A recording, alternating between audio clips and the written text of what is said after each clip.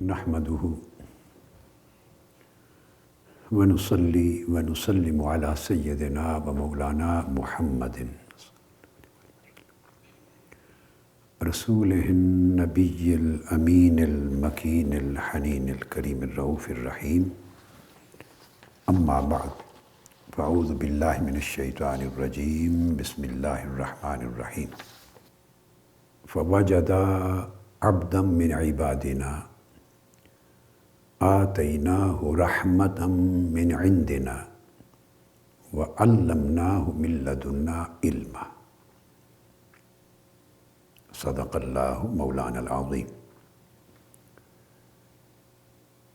محترم مشائخ اعظام اور علماء کرام، معزز اساتذہ، طلبہ اور طالبات، اور مجالس العلم کے ذریعے دنیا بھر کے جمیع سامعین و سامعات اور متعلمین و متعلمات، اللہ رب العزت کی توفیق سے ہم نے علم کی حقیقت و ماہیت اور علم کی انواع اور اقسام اور ان کے الگ الگ آلات، ان کے علم کے حصول کے لیے مختلف قسم کے علم، ان کے حصول کے لیے ذرائع، وسائل اور آلات، اس پر گفتگو کرتے ہوئے ہم نے پچھلی چند نشستوں سے علم لدنی اور کشف کے موضوع پر گفتگو کی۔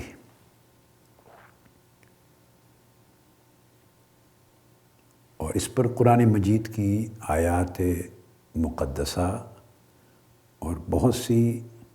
احادیث نبویہ صحیحہ، ان کے حوالے سے اس پہ روشنی ڈالی اور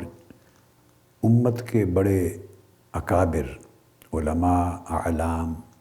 اور ائمہ دین کی تصریحات، ان کی وضاحتیں، ان کا عقیدہ اور ان کی ہوئی تشریحات جو ان احادیث نبوی پر ہیں یا تفسیرات جو قرآنی آیات پر ہیں، ہم یہ سارے مضامین مکمل کر چکے۔ اب یہ مضمون اپنے اختتام کے قریب ہے۔ اسی کشف اور علم لدنی پر بات کو مکمل کرنے کے لیے آج میں نے سورہ کہف کی اسی آیت کریمہ کے اس حصے کی تلاوت کی جس پر ہم شر و بسط کے ساتھ گفتگو کر چکے ہیں۔ ہم اس آیہ کریمہ کو بطور حوالہ لے کر آگے بڑھ رہے ہیں۔ علامہ زمخشری صاحب تفسیر الکشاف، وہ علمناہ من لدنا علما، اس آیت کریمہ کی تفسیر کرتے ہوئے ترجمہ میں آج کے سامعین کے لیے دہرا دیتا ہوں۔ ممکن ہے بعض احباب نے اس سے پچھلی نشستوں کی گفتگو نہ سنی ہو، تو ان کے لیے ترجمہ اس آیہ کریمہ کا دہرا دیتا ہوں کہ سیدنا موسیٰ علیہ السلام اور سیدنا یوشع بن نون، یہ دونوں جب حضرت خضر علیہ السلام کی ملاقات اور آپ کی تلاش میں آپ سے ملاقات کے لیے نکلے، تو یہ بھی میں کئی بار بتا چکا ہوں کہ خضر بھی اعراب ہے اس نام کے لیے، اور خضر خے پر زبر اور دوات کے نیچے زیر، خضر اور خضر دونوں اعراب ہیں۔ تو آپ اس مقام پر پہنچے جہاں ان کی مچھلی بھونی ہوئی، کٹی ہوئی سالن کی شکل میں جو لے کے چلے تھے وہ زندہ ہو گئی۔ اس جگہ کے آب و ہوا کے مبارک اثرات کی وجہ سے یہ کرامت تھی سیدنا خضر علیہ السلام کی۔ تو واپس پہنچے تو قرآن مجید میں بیان آیا ہے کہ پھر ان دونوں نے جب اس مقام پر پہنچے تو ہمارے اس بندہ خاص کو پا لیا جسے ہم نے اپنی خصوصی رحمت کا حصہ وافر عطا کیا تھا اور اپنی بارگاہ کا خصوصی علم لدنی، اپنا خصوصی علم عطا کیا تھا۔ یعنی یہ وہ علم تھا جس پر ہماری گفتگو ہو رہی ہے، جو کسی اور خارجی ذریعہ اور وسیلہ سے انہیں حاصل نہیں ہوا تھا۔ جو معروف طریقے ہیں حصول علم کے، اور جو عالم خارج میں مختلف آلات اور مختلف ٹولز، مختلف مینز، مختلف سورسز جو یوز کیے جاتے ہیں علم کو اچیو کرنے کے، علم کو اٹین کرنے کے، تو وہ ایسے کسی ذریعے سے علم حاصل نہیں ہوا تھا، نہ کتابوں سے، نہ اساتذہ سے، نہ مدارس سے، نہ مطالعہ سے، نہ غور و فکر سے، نہ تدبر و تعقل سے، نہ حواس سے، نہ عقل سے۔ جو عادی ذرائع ہیں، کامن، یوزول جو طریقے ہیں جن سے علم حاصل ہوتا ہے، ان میں سے نہیں تھا وہ علم، جس خزانہ علم کے مالک اور حامل سیدنا خضر علیہ السلام تھے۔ اس لیے فرمایا علمناہ من لدنا علما، وہ ہماری بارگاہ کا ایک خاص علم تھا جو انہیں براہ راست بغیر کسی واسطہ اور طریقہ کے عطا کیا گیا تھا۔ اس پر علامہ زمخشری بیان کرتے ہیں اپنی تفسیر کشاف میں۔ اب ان کی تفسیر کشاف کی جلد و صفحہ بتانے کی ضرورت نہیں ہے، آیت نمبر بتا دی نا، سورہ الکہف، اس کی اس آیت پر گفتگو ہو رہی ہے، تو آٹومیٹیکلی جب آپ کشاف کو کھولیں گے تو اس مقام پر پہنچ جائیں گے۔ تفسیر الکشاف میں کہتے ہیں کہ یہ علم وہ تھا جو اللہ رب العزت نے فرمایا جو خاص علم ہے، جس کی نسبت اللہ رب العزت نے اپنے علم الہی کی طرف کی ہے۔ اور پھر علامہ زمخشری کہتے ہیں وَهُوَ الْإِخْبَارُ بِالْغُيُوبِ، وہ غیب کا علم عطا کرنے پر دلالت کرتا ہے، غیب کی خبر دینے پر دلالت کرتا ہے، غیب سے آگاہی پر دلالت کرتا ہے۔ یعنی یہ وہ علم لدنی تھا کہ جو صاحب علم لدنی کو غیبی امور اور غیبی حقائق پر ادراک، معرفت اور آگاہی عطا کر دیتا ہے۔ اور غیب اس لیے کہہ رہے ہیں کہ چونکہ حواس اور عقل اور نگاہ اور کان کے جو عادی ذرائع ہیں، انسانی عادت میں جو اللہ رب العزت نے ذرائع رکھے ہیں علم کو حاصل کرنے کے، یہ ان معروف عادی ذرائع سے یہ علم حاصل نہیں ہوتا۔ جن ذرائع سے عام انسان علوم کو حاصل کرتا ہے، یہ ان میں سے کسی ذریعے سے بھی اچیو نہیں ہوتا، چونکہ حواس کا، عقل کا، کانوں کا، نگاہ کا، آنکھوں کا، تعقل، تفکر، تدبر کا، غور و خوض کا، یہاں تک ان کی رسائی نہیں ہے ان تمام ذرائع کی۔ تو جو ان رسائی سے ماورا ہیں، ظاہری ذرائع علم سے، ان حقائق کو اور ان معلومات کو غیب کہتے ہیں۔ اسی پر امام فخر الدین رازی اس کو اور واضح کرتے ہیں۔ امام فخر الدین رازی اپنی معروف تفسیر التفسیر الکبیر میں، جس کو عرف عام میں تفسیر رازی کہتے ہیں، اس میں کہتے ہیں کہ یہ جو علوم لدنیہ ہیں جس کو قرآن مجید نے کہا وَعَلَّمْنَاهُ مِن لَدُنَّا عِلْمًا، کہ ہم نے اپنی بارگاہ کا علم خاص ان کو عطا کیا تھا۔ تو علوم لدنیہ کہتے ہیں یہ بطریق مکاشفہ، بطریق کشف نصیب ہوتے ہیں۔ کشف کی مختلف صورتیں ہیں، مختلف درجے اور مراتب ہیں، مگر ایک بات طے فرماتے ہیں کہ یہ علم لدنی صرف بطریق کشف حاصل ہوتا ہے۔ اور کشف سے مراد کیا ہے، اس پر ہم تفصیلی گفتگو پچھلی نشستوں میں کر چکے ہیں کہ حجاب اٹھا دیے جاتے ہیں، تو قلب کی آنکھ سے انسان وہ غیبی امور کو دیکھنے لگ جاتا ہے، اور دل کے کانوں سے وہ امور سننے لگ جاتا ہے اور ان کا مشاہدہ کرتا ہے جو سر کی آنکھ سے اور جسمانی کان سے انسان نہ دیکھ سکتا ہے، نہ ان کو سن سکتا ہے۔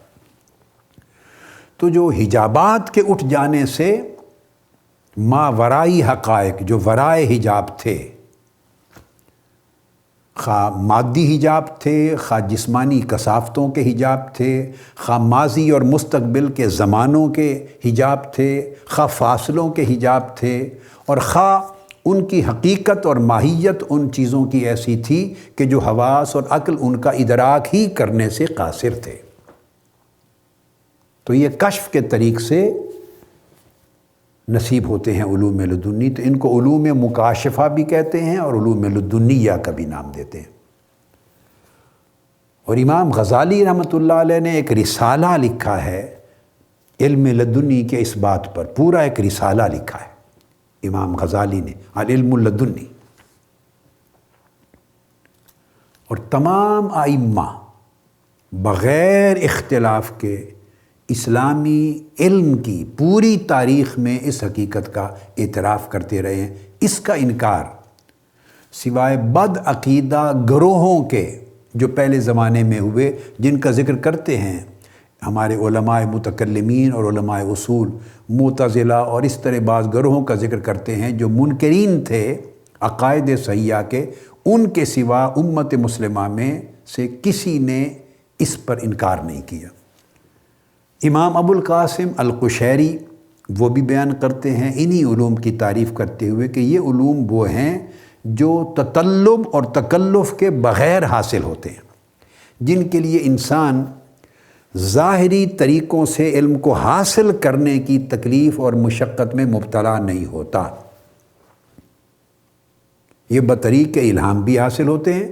لیکن وہ لفظ بولتے ہیں، لکھتے ہیں بڑا خاص، دون التکلف بالتطلب۔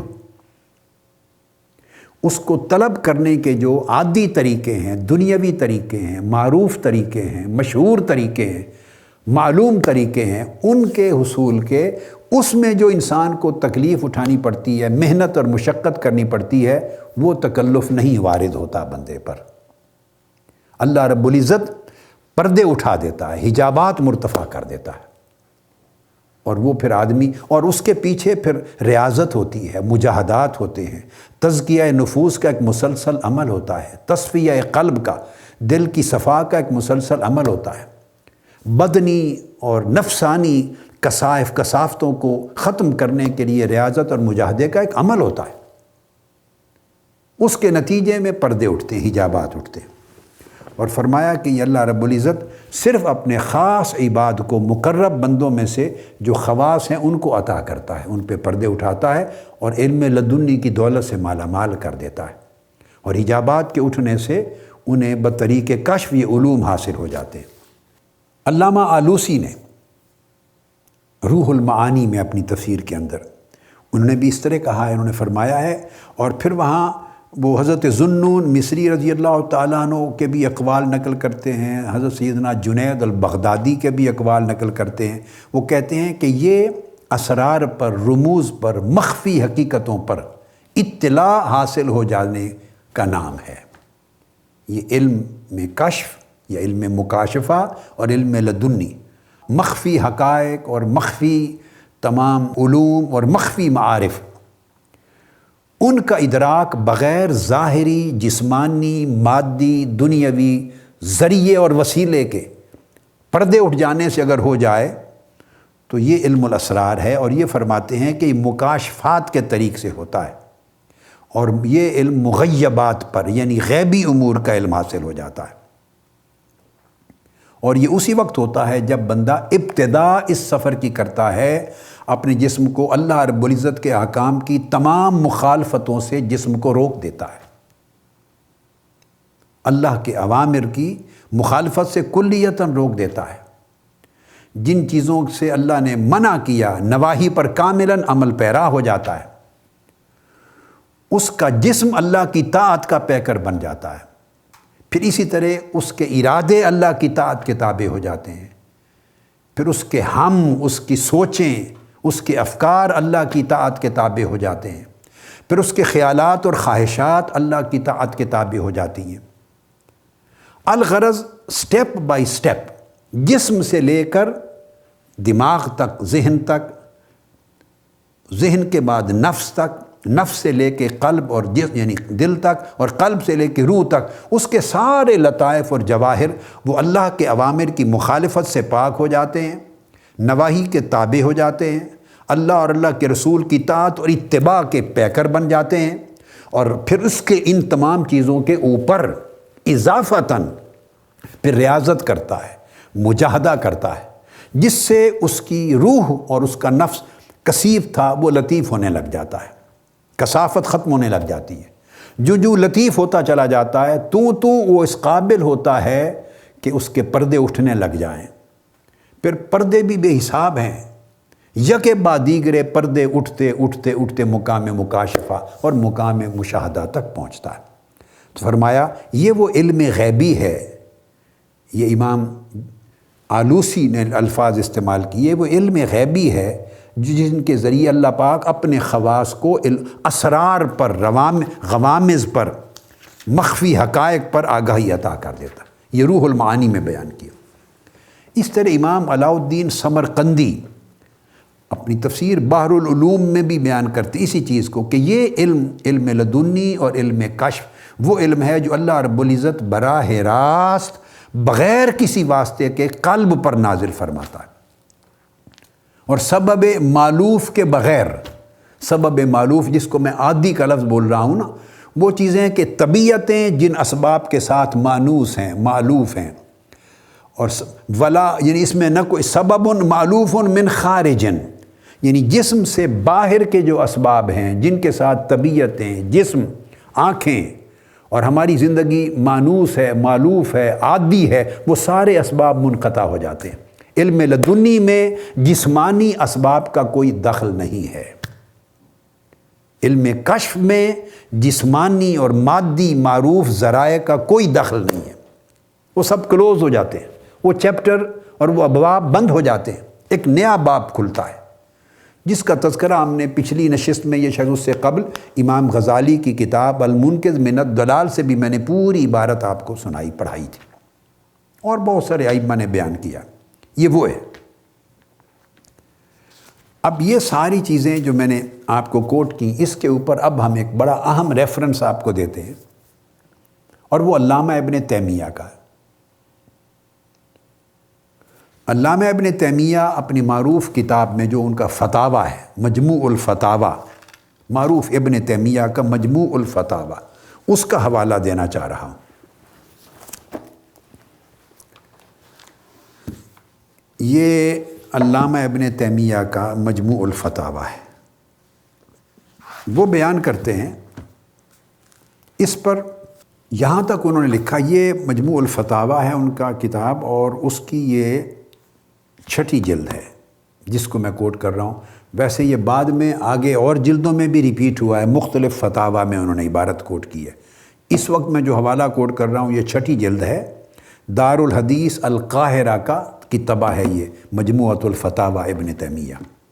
اس کی 6ٹھی جلد کا صفحہ 128 ہے، اور اندر اس کی جو جلد چلتی ہے، جو وہ جلد 11 اس کو لکھتے ہیں، جلد 11۔ اندر ان کے فتاویٰ کی ایک اپنی ترتیب چلتی ہے، جو اوپر عنوان آتا ہے وہ جلد 11 آتی ہے، اور چھپی ہوئی جلد پر اس کو جلد 6 کہتے ہیں۔ آپ یہ عبارت دیکھیں گے آپ کو مل جائے گی۔ وہ بیان کرتے ہیں، پیچھے سے بحث کرتے چلے آ رہے ہیں، اور وہ کہتے ہیں کہ اگر کوئی شخص مثلاً یہ کرے کہ میں علم ظاہر کا محتاج ہوں حضور علیہ الصلوۃ والسلام کی بارگاہ میں، ان کی طرف، مگر علم باطن کا محتاج نہیں ہوں، یہ علم شریعت میں حضور علیہ السلام سے لیتا ہوں اور علم حقیقت نہیں لیتا، تو علامہ ابن تیمیہ وہ کہتے ہیں کہ ایسا کہنے اور ایسا عقیدہ رکھنے سے وہ کافر ہو جائے گا، یعنی وہ اپنے آپ کو ظاہر اور باطن کے تمام علوم میں حضور علیہ السلام کا محتاج نہیں سمجھتا، یہ شریعت اور حقیقت دونوں میں حضور کا محتاج نہیں سمجھتا، وہ کافر ہو جائے گا۔ میں نے یہ ٹکڑا عبارت کا، آگے آ رہی ہے بات، اس طرف آ رہا ہوں، مگر یہ کیوں کوٹ کیا؟ یہ اس لیے کوٹ کیا کہ علامہ ابن تیمیہ جیسے شخص بھی علم ظاہر اور علم باطن کی تقسیم کے قائل، ان کا عقیدہ ہے۔ میں نے کہا کوئی عالم جس کے پاس قابل اعتماد علم اتنا سا بھی ہے، اتنا سا، وہ 1200-1300 سال کی پوری اسلامی تاریخ میں ان چیزوں کا منکر نہیں ہوا، انکار نہیں کر سکتا۔ مجال نہیں ہے اسے انکار کی۔ بعض اوقات آج کہہ دیتے ہیں نا لوگ، یہ کیا علم ظاہر اور علم باطن، یہ کیا چیز ہے، اس کی وجود کا انکار کرتے ہیں۔ اس پر ہم احادیث بیان کر چکے ہیں، قرآن مجید کے ریفرنسز دے چکے ہیں۔ اب علامہ ابن تیمیہ، جو میں نے نام بتایا تھا کہ چند علماء ایسے 2-3-4 علماء کل 1200 سال کی تاریخ میں ایسے ملتے ہیں کہ جن کی نسبت اگر آپ گمان کرنا چاہیں کہ کچھ ایسے علماء جنہوں نے ایسی چیزوں کا انکار کیا ہو، انکار نہیں کیا انہوں نے، مگر ذہن اگر آپ کا جائے کہ ایسے کچھ ہیں مزاجن جن کا علمی مزاج ایسا ہے، تو علامہ ابن تیمیہ سر فہرست آپ کو نظر آئیں گے، مگر وہ بھی انکار نہیں کرتے۔ میں یہی بات سمجھانا چاہتا ہوں، ذہن آپ کا اس طرف جائے گا، شاید انہوں نے انکار کیا ہو، مگر ان کے ہاں بھی انکار نہیں ہے۔ یعنی یہ بات اتنی متفق علیہ ہے اور اتنی مسلمہ ہے۔ یہ آج انکار ان چیزوں کا ہوتا ہے صرف بسبب جہالت۔ تو وہ کہتے ہیں کہ علم شریعت میں بھی جس طرح ہم حضور علیہ السلام کے محتاج ہیں تو علم حقیقت کے میں بھی محتاج ہیں، جس طرح علم ظاہر میں محتاج ہیں، علم باطن میں بھی آقا علیہ السلام کی، آپ کی وحی اور آپ کی نبوت و رسالت کی طرف محتاج ہیں۔ اس کے بعد آگے علامہ ابن تیمیہ لکھتے ہیں وَكَذَلِكَ هَذَا الَّذِي يَقُولُ إِنَّ مُحَمَّدًا، وہ کہتے ہیں اسی طرح وہ شخص بھی کافر ہے۔ یہ بڑی امپورٹنٹ ہے اصلی بات، اسی طرح وہ شخص بھی کافر ہوگا۔ یہ علامہ ابن تیمیہ کی عبارت کوٹ کر رہا ہوں، وَكَذَلِكَ هَذَا الَّذِي يَقُولُ، اسی طرح وہ شخص بھی کفر کا ارتکاب کرے گا، کافر ہوگا، جو یہ کہتا ہے ان محمدً صلی اللہ علیہ وسلم بعث بعلم الظاہر دون علم الباطن، جو کہے کہ حضور علیہ السلام صرف علم ظاہر کے ساتھ مبعوث ہوئے تھے اور علم باطن نام کی کوئی شے نہیں تھی جس کے ساتھ آپ مبعوث ہوئے ہوں۔ جو آقا علیہ السلام کے علم اور علوم میں علم ظاہر کا اقرار کرے اور علم باطن کے وجود کا انکار کر دے تو کہتے ہیں وہ بھی کافر ہو جائے گا۔ کیوں؟ آمن ببعض ما جاء بہ وکافر ببعض فہو کافر۔ اس کا مطلب یہ ہے کہ وہ حضور علیہ السلام جو کچھ لائے اس میں سے کچھ کو مانتا ہے اور کچھ کا انکار کرتا ہے۔ تو علم ظاہر جس طرح آقا علیہ السلام لائے ہیں امت کی طرف، اس طرح علم باطن بھی آقا علیہ السلام نے اس کی خیرات امت کو دی ہے۔ بلکہ لکھتے ہیں وَهُوَ أَكْفَرُ مِنْ أُولَٰئِكَ، علم باطن کا انکار کرنے والا دوسرے سے بھی زیادہ بڑا کافر ہے۔ لِأَنَّ عِلْمَ الْبَاطِنِ الَّذِي هُوَ عِلْمُ ایمان القلوب ومعارفها وأحوالها، اس لیے کہ علم باطن یہ دلوں کا علم ہے، دلوں کے ایمان کا علم ہے اور دلوں کے معارف کا علم ہے، احوال کا علم ہے۔ وَهُوَ عِلْمٌ بِحَقَائِقِ الْإِيمَانِ الْبَاطِنَةِ، اور یہ ایمان کے باطنی حقائق کا علم ہے۔ وَهُوَ أَشْرَفُ مِنَ الْعِلْمِ بِمُجَرَّدِ أَعْمَالِ الْإِسْلَامِ الظَّاهِرَةِ، اور جو اسلام کے ظاہری اعمال ہیں فقط ان کے علم سے یہ زیادہ اعلیٰ اور عرفہ علم ہے، علم الباطن۔ اتنی بڑی پختگی کے ساتھ اور قوت اور یعنی تاکید کے ساتھ انہوں نے یہ بات کی۔ اب ہم آگے چلتے ہیں۔ ابھی جیسے میں نے آپ کو امام فخر الدین رازی کا حوالہ دیا کہ وہ اپنی تفسیر میں امام فخر الدین رازی وہ اس کو علم باطن کو اور علم لدنی کو مکاشفہ کے ساتھ تعبیر کرتے ہیں۔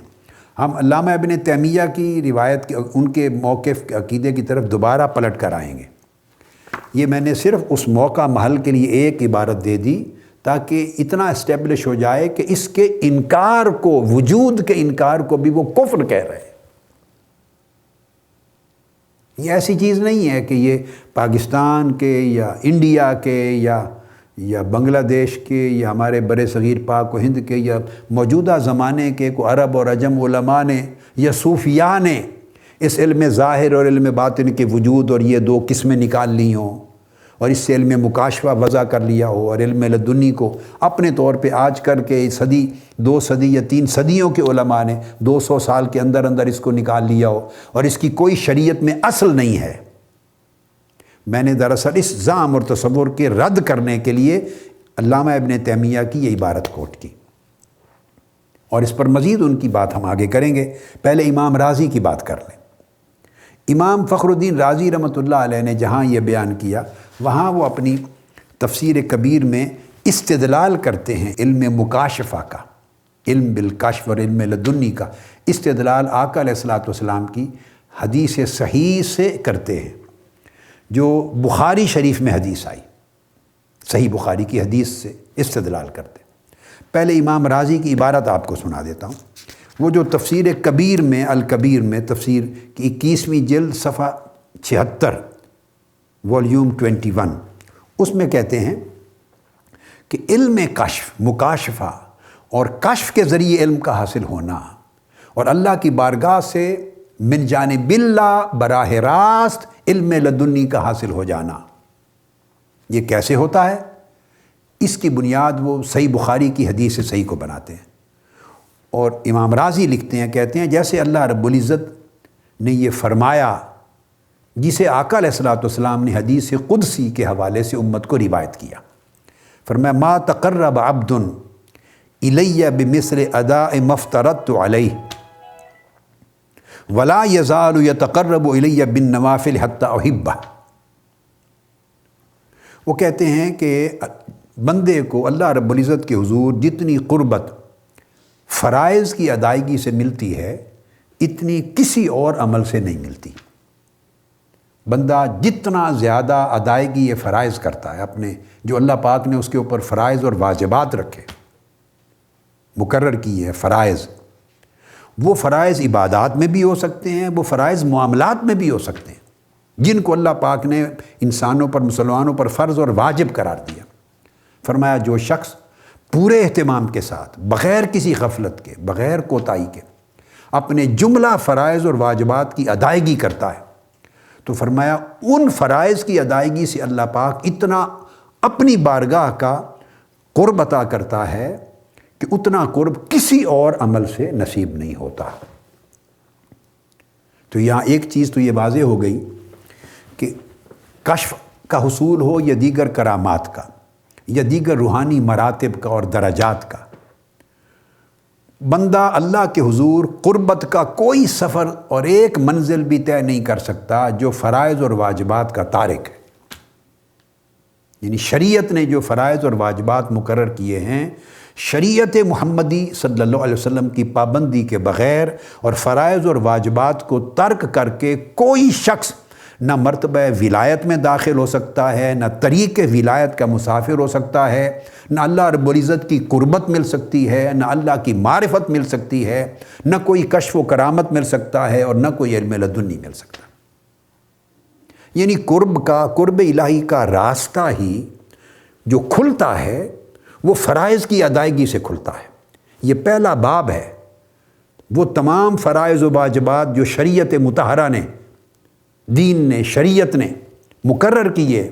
جب آپ ان تمام فرائض و واجبات کو کاملاً ادا کریں گے اور اس میں کوئی غفلت اور کوتاہی نہیں کریں گے تو ادائیگی فرائض سے قربت الہیہ کا دروازہ کھلتا ہے، یہاں سے آغاز ہوتا ہے سفر کا۔ یہ تو حدیث پاک سے پہلی بات ثابت ہوئی۔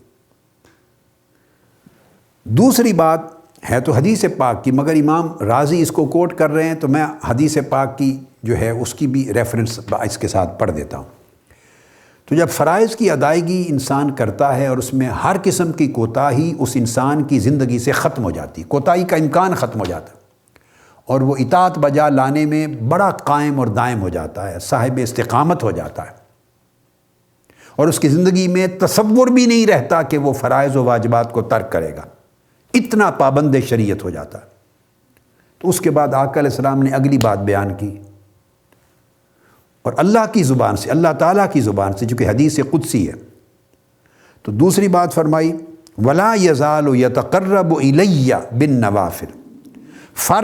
فرائض اور واجبات ادا کرنے سے میری قربت کا دروازہ کھلتا ہے اور میں اسے اپنے قریب کرنے لگ جاتا ہوں،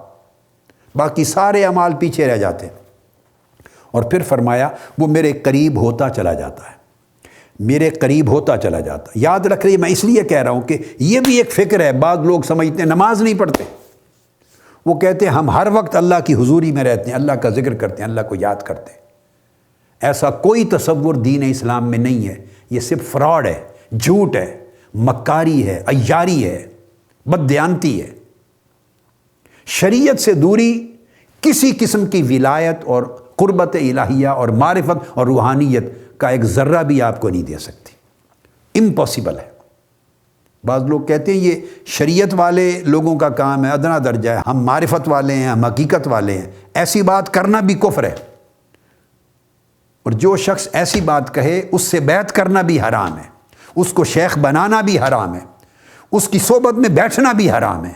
اس سے تعلق رکھنا اہتداء کے لیے، رہنمائی حاصل کرنے کے لیے یہ بھی حرام ہے، چونکہ وہ منکر شریعت محمدی ہے، وہ تعلیمات محمدی کا منکر ہے۔ یہ بیسک چیز ذہن میں رکھ لیں۔ ہمارے ہاں ہر طرف غلو ہے، ہر طرف لوگ اپنے مفادات اور اپنے مقاصد کے لیے طرح طرح کی گمراہیاں پیدا کرتے ہیں۔ آقا علیہ السلام سے بڑھ کر سچی بات کرنے والا کائنات میں کوئی نہیں ہو سکتا۔ جو آدمی مختلف بات کرے اس بات سے جو حضور علیہ السلام نے متعین فرما دی ہے، تو اس کا مطلب ہے جس نے حضور علیہ السلام کی بات کو ٹھکرا دیا وہ حضور کی امت میں ولایت کے مرتبے پہ کیسے جا سکتا ہے؟ تو فرمایا کہ فرائض کے ذریعے میرے قریب ہوتا ہے، اور پھر اضافتاً اگر نوافل ادا کریں گے، اضافتاً پھر نفلی عبادت کریں گے، نوافل پڑھیں گے، تسبیحات کریں گے، اذکار کریں گے، اخلاق میں اضافتاً عبادات بھی ہیں، معاملات بھی ہیں، اخلاق بھی ہیں، احوال بھی ہیں، کاوشیں، ریاضات ہیں، مجاہدات ہیں، اضافتاً فرائض واجبات ادا ہونے کے بعد اب جتنا اضافہ کرتے چلے جائیں گے اپنی ریاضت میں، مجاہدہ میں، اپنی کاوشوں میں، تو فرمایا پھر میں اس کو اپنے اور قریب تر کرتا چلا جاتا ہوں، حتیٰ کہ اتنا قریب کر لیتا ہوں، حتیٰ احبہ، کہ حتیٰ کہ میں خود اس بندے سے محبت کرنے لگ جاتا ہوں۔ اللہ پاک نے فرمایا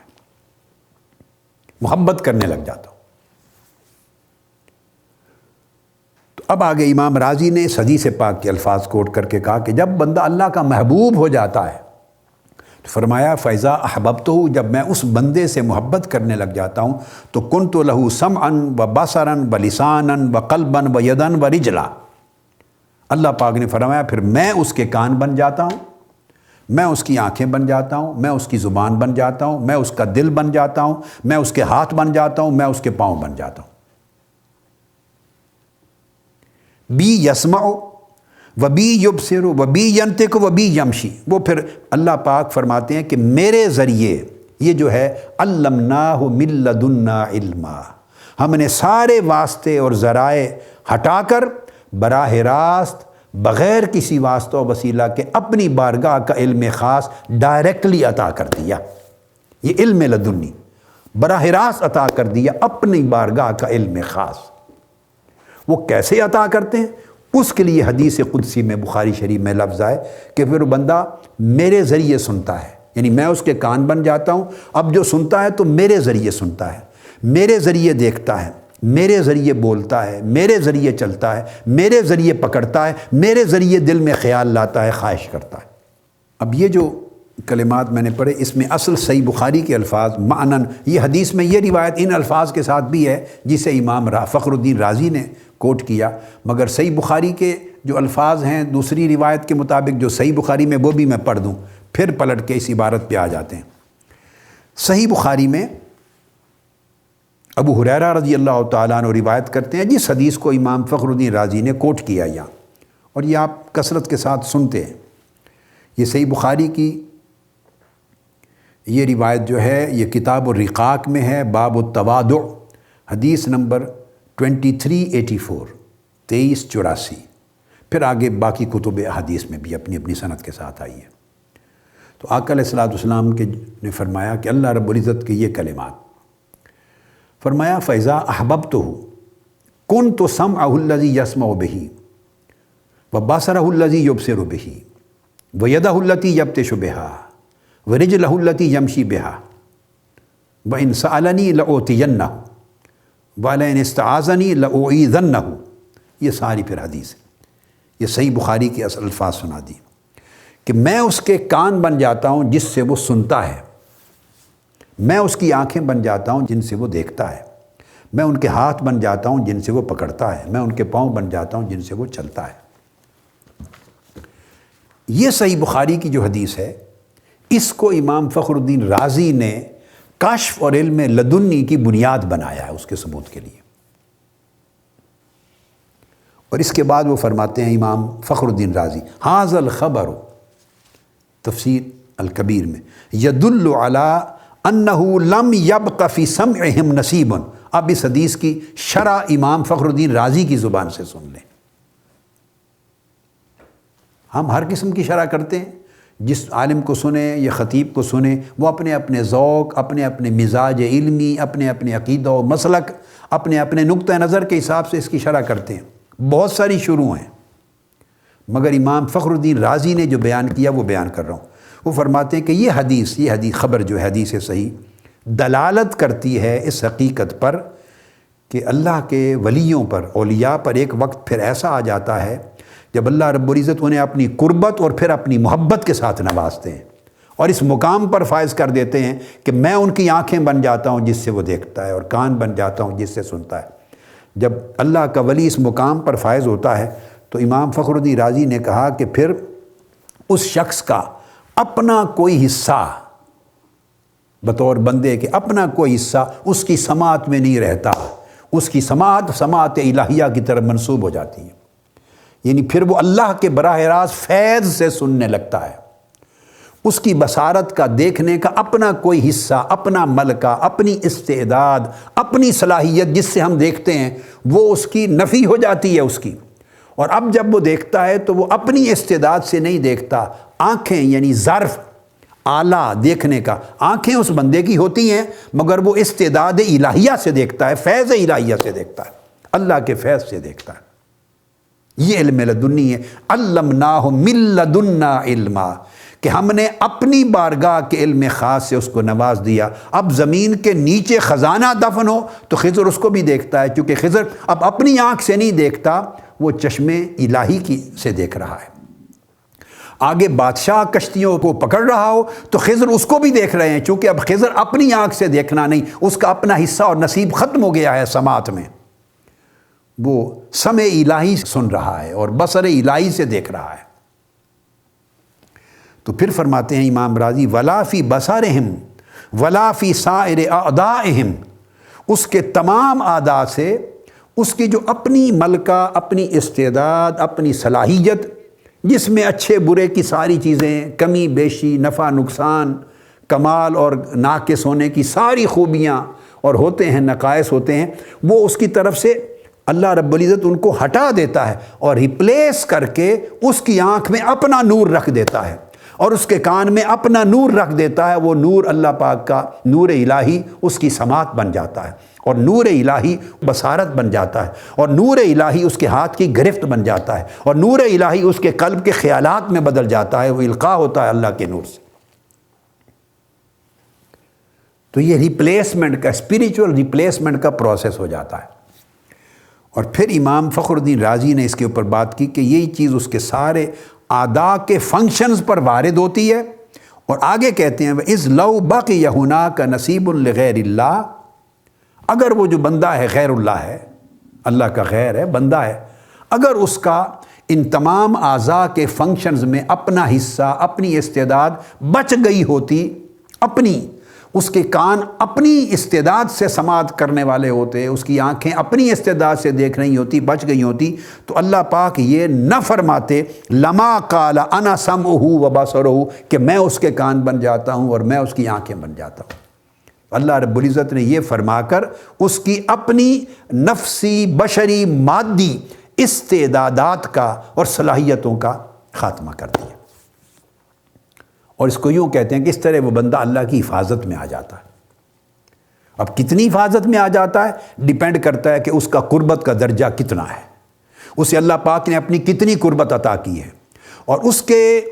کثافتوں کو کتنا دور کیا ہے اور کتنی بچ گئی ہیں۔ ایک اور اونچا مرتبہ ہے، اس کی کثافتیں اور زیادہ دور کر دی ہیں اور تھوڑی بچ گئی ہیں، اور ایک ایسا مرتبہ آتا ہے کہ ساری کثافتیں دور ہو جاتی ہیں اور لطافت آ جاتی ہے مالا اعلیٰ کی۔ تو جو جو درجہ بلند ہوتا ہے اس حساب سے وہ بندہ اللہ کی حفاظت میں آتا ہے، اور جتنی حفاظت الہیہ بڑھتی چلی جاتی ہے اتنا علم لدنی خطا سے، غلطی سے پاک ہوتا چلا جاتا ہے۔ تاہم امکان پھر بھی رہتا ہے ولی کے باب میں، نبی کے علم میں امکان خطا نہیں رہتا۔ تو یہ امام فخر الدین رازی کی عبارت تھی جو میں نے آپ کو کوٹ کی۔ اب ترتیب سے چونکہ اب علماء کی جو ریفرنسز کو لا رہے ہیں، لہٰذا اس باب میں پھر آگے علامہ ابن تیمیہ کو میں کوٹ کرتا ہوں۔ اب علامہ ابن تیمیہ کی ایک اور کتاب مجموعۃ الفتاویٰ کا ریفرنس دے چکا ہوں، اب ان کی ایک اور کتاب ہے العقیدہ الواسطیہ، معروف کتاب ہے علامہ ابن تیمیہ کی۔ اس کے اندر ایک باب قائم کیا، عنوان وجوب التصدیق بکرامات الاولیاء۔ اب دیکھیے نا، میں علامہ ابن تیمیہ کی ہر بات سے اور ان کی ہر تحقیق سے اتفاق نہیں کرتا، میں ان کی کئی تحقیقات سے اختلاف رکھتا ہوں، اور بہت سے علماء اہل سنت، بہت بڑی بھاری تعداد ہر دور کی ہر صدی میں اختلاف کرتی رہی ہے، مگر میں تو اس لیے کوٹ کر رہا ہوں کہ ایسے علماء بھی ہیں کہ جو ان سے زیادہ کسی اور کی بات کو اور تحقیق کو معتمد ہی نہیں سمجھتے۔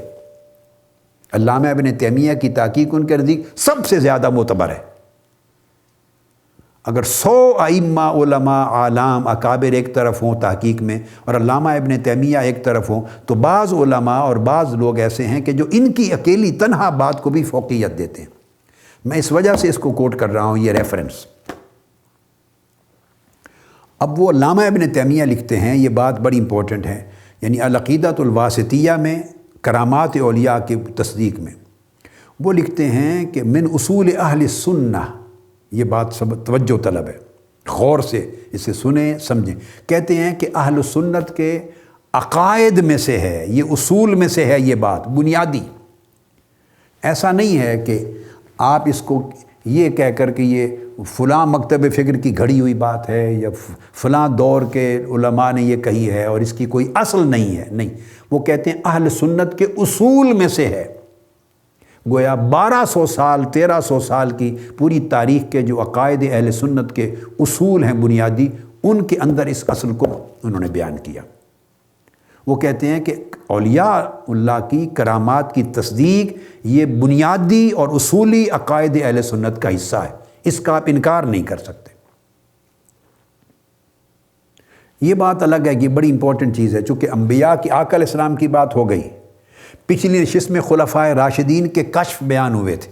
چاروں کے کشف بیان کیے، سیدنا صدیق اکبر، سیدنا فاروق اعظم، سیدنا عثمان غنی اور سیدنا علی المرتضیٰ رضوان اللہ تعالیٰ علیہم اجمعین، ان کے کشف بیان ہو گئے۔ پھر آگے اولیاء کی اب بات آ رہی، اور میں نے یہ واضح کیا تھا کہ ہر ولی کی کرامت جو آقا علیہ السلام کا امتی ہے، وہ دراصل رسول پاک صلی اللہ علیہ وسلم ہی کا معجزہ ہے۔ آقا علیہ السلام کے معجزات کا تسلسل ہے کہ اسے مرتبہ کرامت حضور علیہ السلام کی متابعت کے نتیجے میں ملا ہے، آقا علیہ السلام کی اتباع کے نتیجے میں ملا ہے، اور فیض نبوت سے وہ اس مقام پر پہنچا ہے، آقا علیہ السلام کی فیوزات سے۔ تو اس لیے من وجہ یہ حضور کے معجزات کا تسلسل ہے۔ اس وقت میں یہ بات سمجھانا چاہتا ہوں، اس امر سے بحث نہیں۔ بعض اوقات احباب جب سوچتے ہیں تو وہ خلط ملط کر دیتے ہیں بحث کو، اس کو کہتے ہیں خلط مبحث۔ اس سے بحث نہیں کر رہا کہ آپ مثلا جس زمانے میں ہم زندہ ہیں آج، جو ہمارا دور ہے، آپ کہیں جی میں فلاں کی کرامت اور کشف کو نہیں مانتا، فلاں کو نہیں مانتا، اس کا کشف نہیں، آپ 100 کی نہ مانیں۔ یہ بحث تو نہیں ہو رہی کہ آپ فلاں کی مانیں یا نہ مانیں، یہ بحث نہیں ہے۔ بحث ہو رہی ہے بنیادی اصول کی کہ آقا علیہ السلام کی امت میں اولیاء صالحین اور جو اچھے عباد اللہ صالحین ہیں، ان کو علم لدنی بطریق کشف ملتا ہے، ملنا جائز ہے، اس کا ثبوت ہے یا نہیں، بات یہ ہو رہی ہے۔ اس کے اصول کی بات، اس کی ایگزسٹنس کی، اس کو اسٹیبلش کرنے کی کہ یہ ایگزسٹ کرتا ہے، اور یہ اسٹیبلشڈ پرنسپل ہے، یہ ڈینائبل بھی نہیں ہے، اس کو ڈینائی نہیں کر سکتے۔ بات اس چیز کی ہو رہی ہے، فلاں کو ہے یا فلاں کو نہیں، یہ بحث نہیں ہے، افراد سے بحث نہیں ہے۔ میں فلاں کے کشف کو یا رؤیا کو یا اس کے کشف کو، اس کے خواب کو، اس کے مکاشفہ کو، اس کے مشاہدہ کو نہیں مانتا، نہ مانے۔ کسی کے رؤیا صالحہ کو نیک خواب ہے، آقا علیہ السلام کی زیارت ہے، حضور کی بشارت ہے، آپ کہیں میں اس شخص کی نہیں مانتا، آپ نہ مانیں، اس سے آپ کافر نہیں ہوتے۔ آپ کو اگر ایک شخص اچھا نہیں لگتا، ایک شخص سے اختلاف ہے، ایک شخص کے ساتھ آپ کا تعلق نہیں ہے، تو آپ کسی فرد کا انکار کرنا چاہیں، اس سے کوئی کفر نہیں ہوتا، آپ نہ مانیں۔ ایک یا 1000 کا انکار کر دیں، اس سے بحث نہیں ہے۔ بحث یہ ہے کہ کشف ایگزسٹ کرتا ہے یا نہیں، علم لدنی کا وجود آقا علیہ السلام کے بعد حضور کی امت میں ہے یا نہیں، آج بھی؟ تو اس پر میں نے کہا کوئی انکار ثابت نہیں، کوئی دلیل نہیں ہے، نہ قرآن میں، نہ حدیث میں، نہ اقوال صحابہ میں، نہ تابعین میں، نہ اتباع التابعین میں، نہ ائمہ مجتہدین میں، نہ علماء محدثین اور فقہاء میں، کسی مکتب فکر میں کوئی دلیل کسی نے اس کی بات کو نہیں کہا کہ یہ رک گیا ہے، بس صحابہ کرام کے زمانے کے بعد اب کشف نہیں ہوگا، اب علم لدنی کسی کو نہیں ملے گا، نہ، یہ بات 1400 سال میں کسی نے نہیں کی۔ تو میں یہ کہنا چاہتا ہوں علم کا ایک تسلسل اور تواتر ہوتا ہے، ایسا تواتر ہے جس پر امت کا ہمیشہ اجماع رہا ہے، جس پر اختلاف ہی نہیں ہے، تو ایسی بات کر کے آپ پوری امت کی نفی کرتے ہیں۔ لہٰذا یہ بات کرنا چاہتا ہوں کہ ایگزسٹ کرتا ہے، اور اگر آپ کہیں کہ آج نہیں کرتا ایگزسٹ، یہ بھی نہیں کہہ سکتے۔ آپ زید کا نہیں مانتے کشف اور اس کا رویا صالحہ، اس کا علم لدنی نہیں مانتے، بکر کا نہیں مانتے، اس کا زبیر کا نہیں مانتے، آپ فلاں کا نہیں مانتے، آپ سجاد کا نہیں مانتے، آپ حماد کا نہیں مانتے، آپ فلاں کا نہیں مانتے، آپ فلاں ہزار گن ڈالیں، جس کا چاہیں مانیں، جس کا نہ چاہیں نہ مانیں، اس سے بحث نہیں ہے۔ صرف اصول چیز جو سمجھانا چاہتا ہوں اصولی وہ یہ کہ یہ علم کشف اور علم لدنی اور رؤیا صالحہ اور کرامات یہ ایگزسٹ کرتی ہیں، ان کا تسلسل ہے قیامت تک، ان کے کسی دور میں بھی ثابت نہیں ہے ایک دلیل سے بھی کہ یہ موجود نہیں ہوں گی چیزیں، ان کے وجود کا، جس طرح آنکھیں ہر دور کے انسان کی دیکھتی ہیں، ایسا تو نہیں ہے نا کہ 1400 سال پہلے جو لوگ تھے ان کی آنکھیں دیکھتی تھی تو آج کے لوگ نہیں دیکھتے نا، آج نابینا تو نہیں ہو گئے، آج بھی دیکھتے ہیں جیسے پہلے دیکھتے تھے، کان جیسے پہلے سنتے تھے آج بھی سنتے ہیں، اس طرح لاکھوں سالوں بعد بھی کان اور آنکھیں دیکھیں گی سنیں گی۔ ممکن ہے ایسے ہی آلے ایجاد ہو جائیں کہ پہلے سے زیادہ دیکھنے لگ جائیں اور پہلے سے زیادہ بہتر سننے لگ جائیں، ایجاد ہو گیا نا آلے جو ہیلپ کرتے ہیں، جو ننگی آنکھ سے نظر نہیں آتا تو وہ آلات کے ذریعے وہ لگا کے وہ دور تک نظر آ جاتا ہے۔ تو بات جس طرح آنکھوں کا دیکھنا بند نہیں ہوا اور کانوں کا سننا بند نہیں ہوا، اس طرح باطنی ذرائع سے جو حاصل ہونے والے علم ہیں، علم مکاشفات اور مشاہدات اور علم باطن اور علم لدنی، یہ بھی بند نہیں ہوئے، چونکہ قلب بند نہیں ہوا، قلب کی آنکھیں بھی اسی طرح ہیں جیسے پہلے تھی آج بھی ہیں، روح کے ذرائع بھی اسی طرح ہیں جیسے پہلے تھے آج ہیں، مالائے اعلیٰ اور دل کا رابطہ بھی قائم ہے جیسے پہلے اور آج بھی ہے۔ اگر لوگ پہلے صفائے قلب کرتے، دل کو صاف کرتے، ریاضت مجاہدہ کرتے اور قلب و روح عرش سے جڑ جاتا اور انوار اترتے، تجلیات اترتے، سو آج بھی اگر کوئی قلب کی صفائی کرے تو وہی انوار و تجلیات اترتے ہیں، اتریں گے، آئندہ بھی اتریں گے۔ کہنا مقصود یہ ہے کہ کوئی دلیل نہیں جو یہ کہے کہ آج یہ پاسبل نہیں، یہ کہنا نفی کر دینا ہوگا دین اسلام کے اس اصول کی۔ تو اس لیے علامہ ابن تیمیہ نے کہا کہ یہ اصول اہل سنت میں سے ہے، کسی دور اور کسی زمانے میں اس کا انکار ہی نہیں کر سکتے، اور فرمایا کہ یہ جو وما یجری اللہ علی ایدیہم من خوارق العادات فی انواع العلوم والمکاشفات و انواع القدرت والتاثیرات، وہ کہتے ہیں یہ سارا زمانہ ہر دور میں یہ چیز عقائد اہل سنت کی بنیادی اصولوں میں سے ہے کہ اولیاء کے ہاتھوں پر خوارق عادات ظاہر ہوتی ہیں، کرامات ظاہر ہوتی ہیں، ان کو علوم ملتے ہیں، ان کو مکاشفات اور کشف ہوتے ہیں، ان کو قدرت اور تصرف ملتا ہے، ان سے برکات اور تاثیرات ثابت ہوتی ہیں۔ اور وہ کہتے ہیں والماثور عن سالف الامم فی سورۃ الکہف، کہتے ہیں پہلی امتوں سے بھی یہ ثابت ہے، ان میں بھی تھا، وَعَنْ صَدْرِ هَذِهِ الْأُمَّةِ مِنَ الصِّحَابَةِ وَالتَّابِعِينَ، اور صحابہ کرام اور تابعین سے اس امت میں بھی ثابت ہیں یہ سارے کشف اور مکاشفات۔ وَسَائِرِ فِرَقِ الْأُمَّةِ، علامہ ابن تیمیہ کے لفظ، وہ کہتے ہیں امت کے سارے مکاتب فکر اس کو مانتے ہیں، ثابت کرتے ہیں۔ عند سائر فرق الامہ، امت کے تمام فرقوں اور مسالک اور مکاتب فکر کے علماء نے اس کو مانا ہے، کسی ایک کا بھی انکار نہیں۔ اور آخری جملہ بڑا امپورٹنٹ ہے، علامہ ابن تیمیہ لکھتے ہیں وَهِيَ مَوْجُودَةٌ فِيهَا إِلَى يَوْمِ الْقِيَامَةِ، اور یہ سارے مکاشفات و کرامات اور یہ باطنی ذرائع قیامت تک ہر دور میں موجود ہیں اور موجود رہیں گے۔ یہ جو میں سارا زور دے رہا وَهِيَ مَوْجُودَةٌ، یہ بات نہیں ہے کوئی کہے جی ہاں پہلے زمانے میں جب حضور داتا گنج بخش علی حجویری کے دور میں تو میں مانتا ہوں کرامات اور مکاشفات تھے، حضور سیدنا غوث الاعظم کے دور میں ہم مانتے ہیں، حضرت خواجہ اجمیر کے دور میں ہم مانتے ہیں، تو جب ان تمام ادوار میں مانتے ہیں تو یہ بھی تو آقا علیہ السلام کے 500 سال بعد ہوئے، 400 سال بعد ہوئے، 700 سال بعد ہوئے۔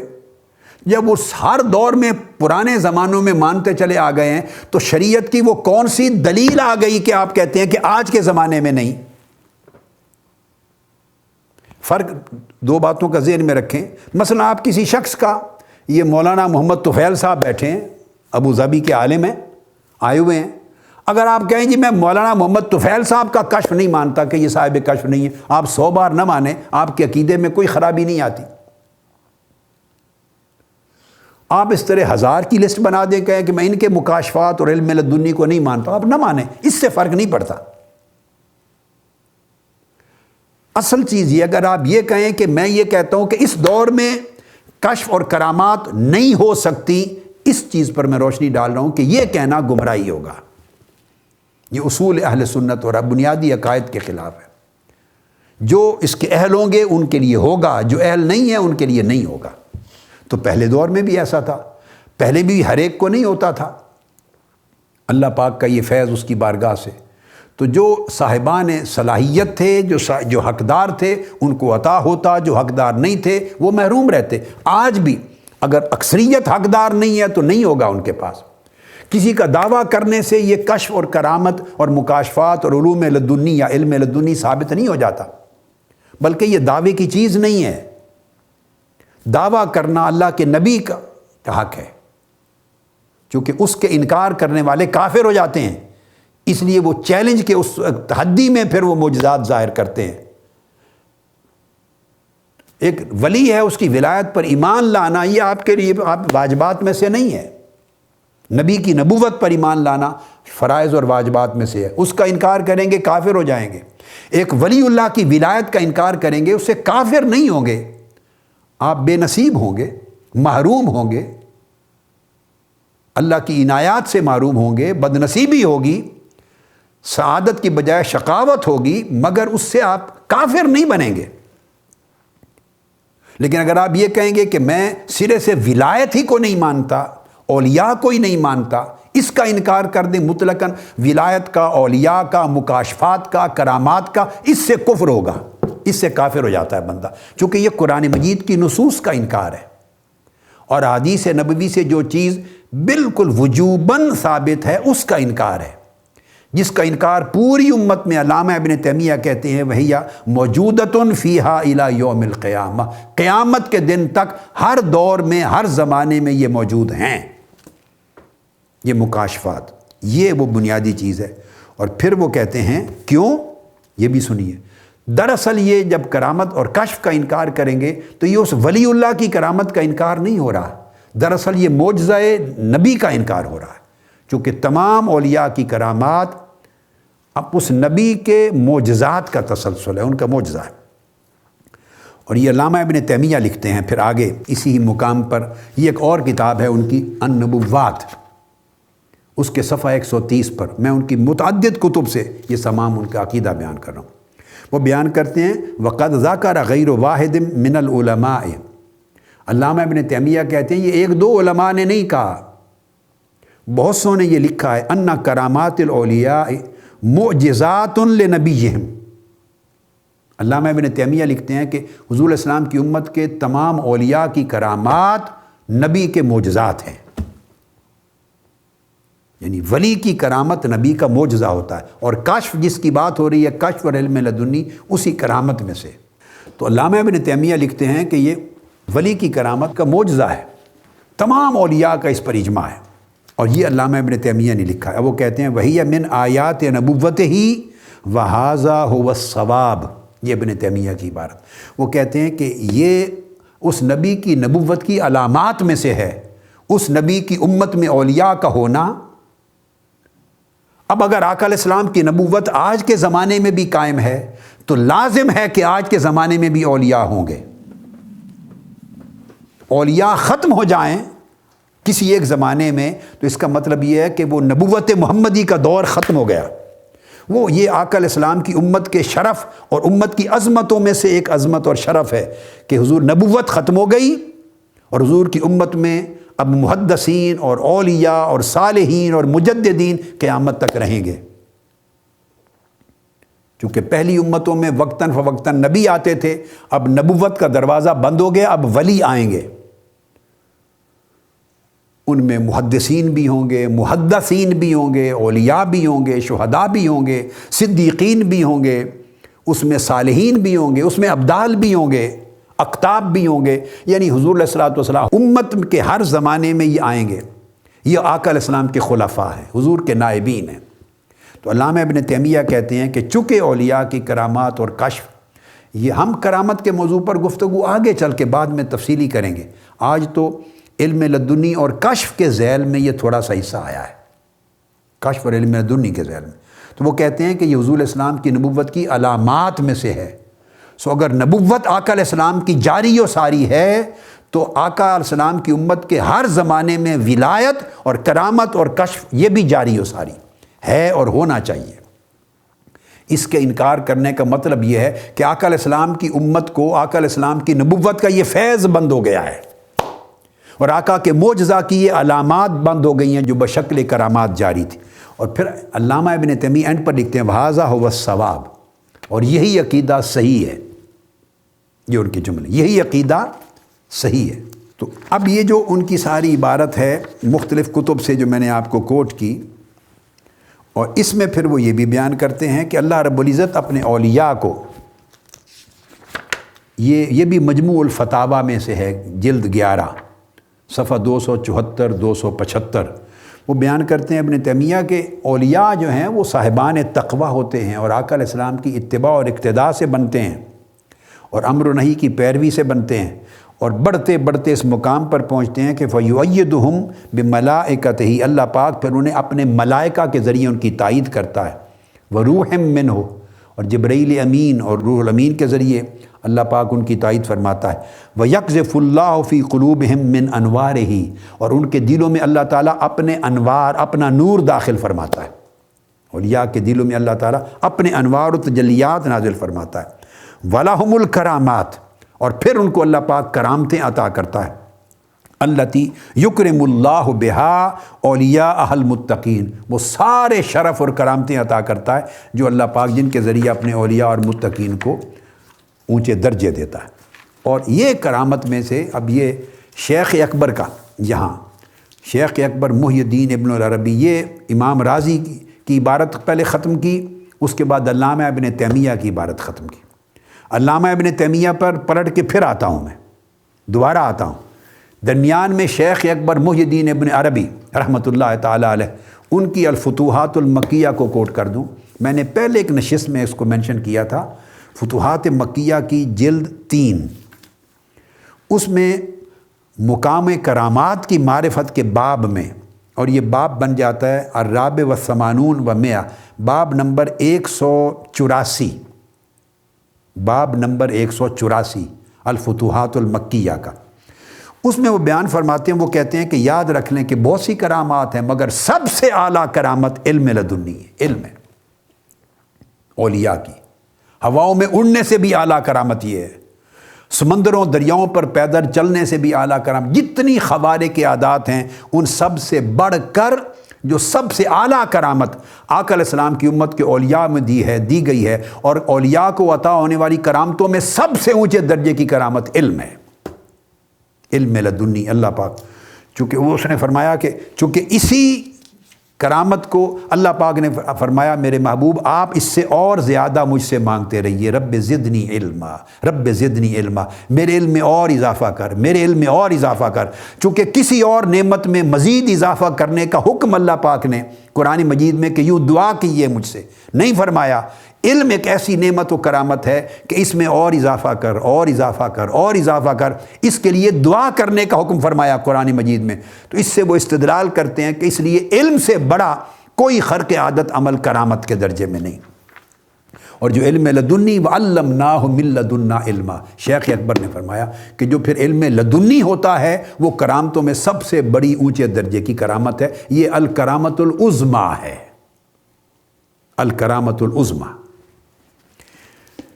یہ تذکرہ ہو گیا شیخ اکبر کے حوالے کا۔ اب علامہ ابن تیمیہ کا جس طرح میں نے ان کی تحریروں سے حوالہ دیا، اب ان کی ایک اور کتاب ہے التصوف والصوفیہ، اور ان کے مجموعۃ الفتاویٰ میں بھی یہ بحث آئی ہے۔ مجموعۃ الفتاویٰ جس کا میں حوالہ دیتا چلا آ رہا ہوں، یہ بحث اس میں بھی آئی ہے، مگر وہی بحث جو ہے اس کو الگ التصوف والصوفیہ کے عنوان سے،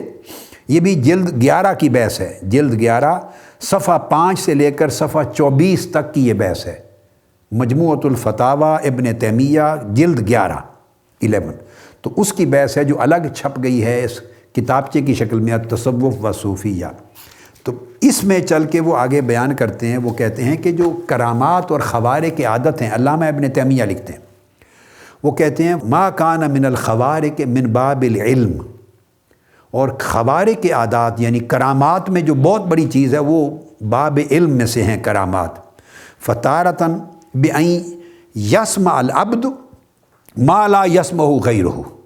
وہ کہتے ہیں کئی اوقات علم کے باب میں بڑی کرامت یہ ہے کہ بعض اوقات ایک ولی اللہ اور ایک اللہ کا بندہ مقرب وہ چیزیں سنتا ہے جو دوسرے آدمی کے کان نہیں سن سکتے۔ وَتَارَةً بِأَن يَرَى مَا لَا يَرَاهُ غَيْرُهُ يَقْظَةً وَمَنَامًا،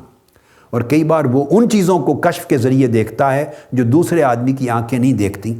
اور کہا کہ یقظتاً ومنامًا، یہ علوم بطریق رؤیا خواب کے ذریعے بھی حاصل ہوتے ہیں اور بیداری کے ذریعے بھی حاصل ہوتے ہیں۔ اور پھر کہا وَتَارَةً بِأَن يَعْلَمَ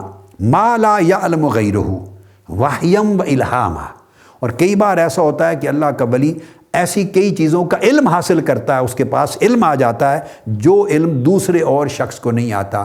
تو یہ علم کبھی نبی پر وحی کے ذریعے اترتا ہے اور اولیاء پر الہام کے ذریعے اترتا ہے، اور فراستاً صادقتاً کبھی یہ نور فراست کی شکل میں بھی علم ملتا ہے۔ ومسمى کشفاً ومشاہدات ومکاشفات ومخاطبات، اور یہ جو علم ہے جو اللہ پاک براہ راست عطا کرتا ہے نور کے ذریعے، اس کو کشف بھی کہتے ہیں، اور یہ مشاہدات بھی ان کو کہتے ہیں، مکاشفات بھی کہتے ہیں، مخاطبات بھی کہتے ہیں۔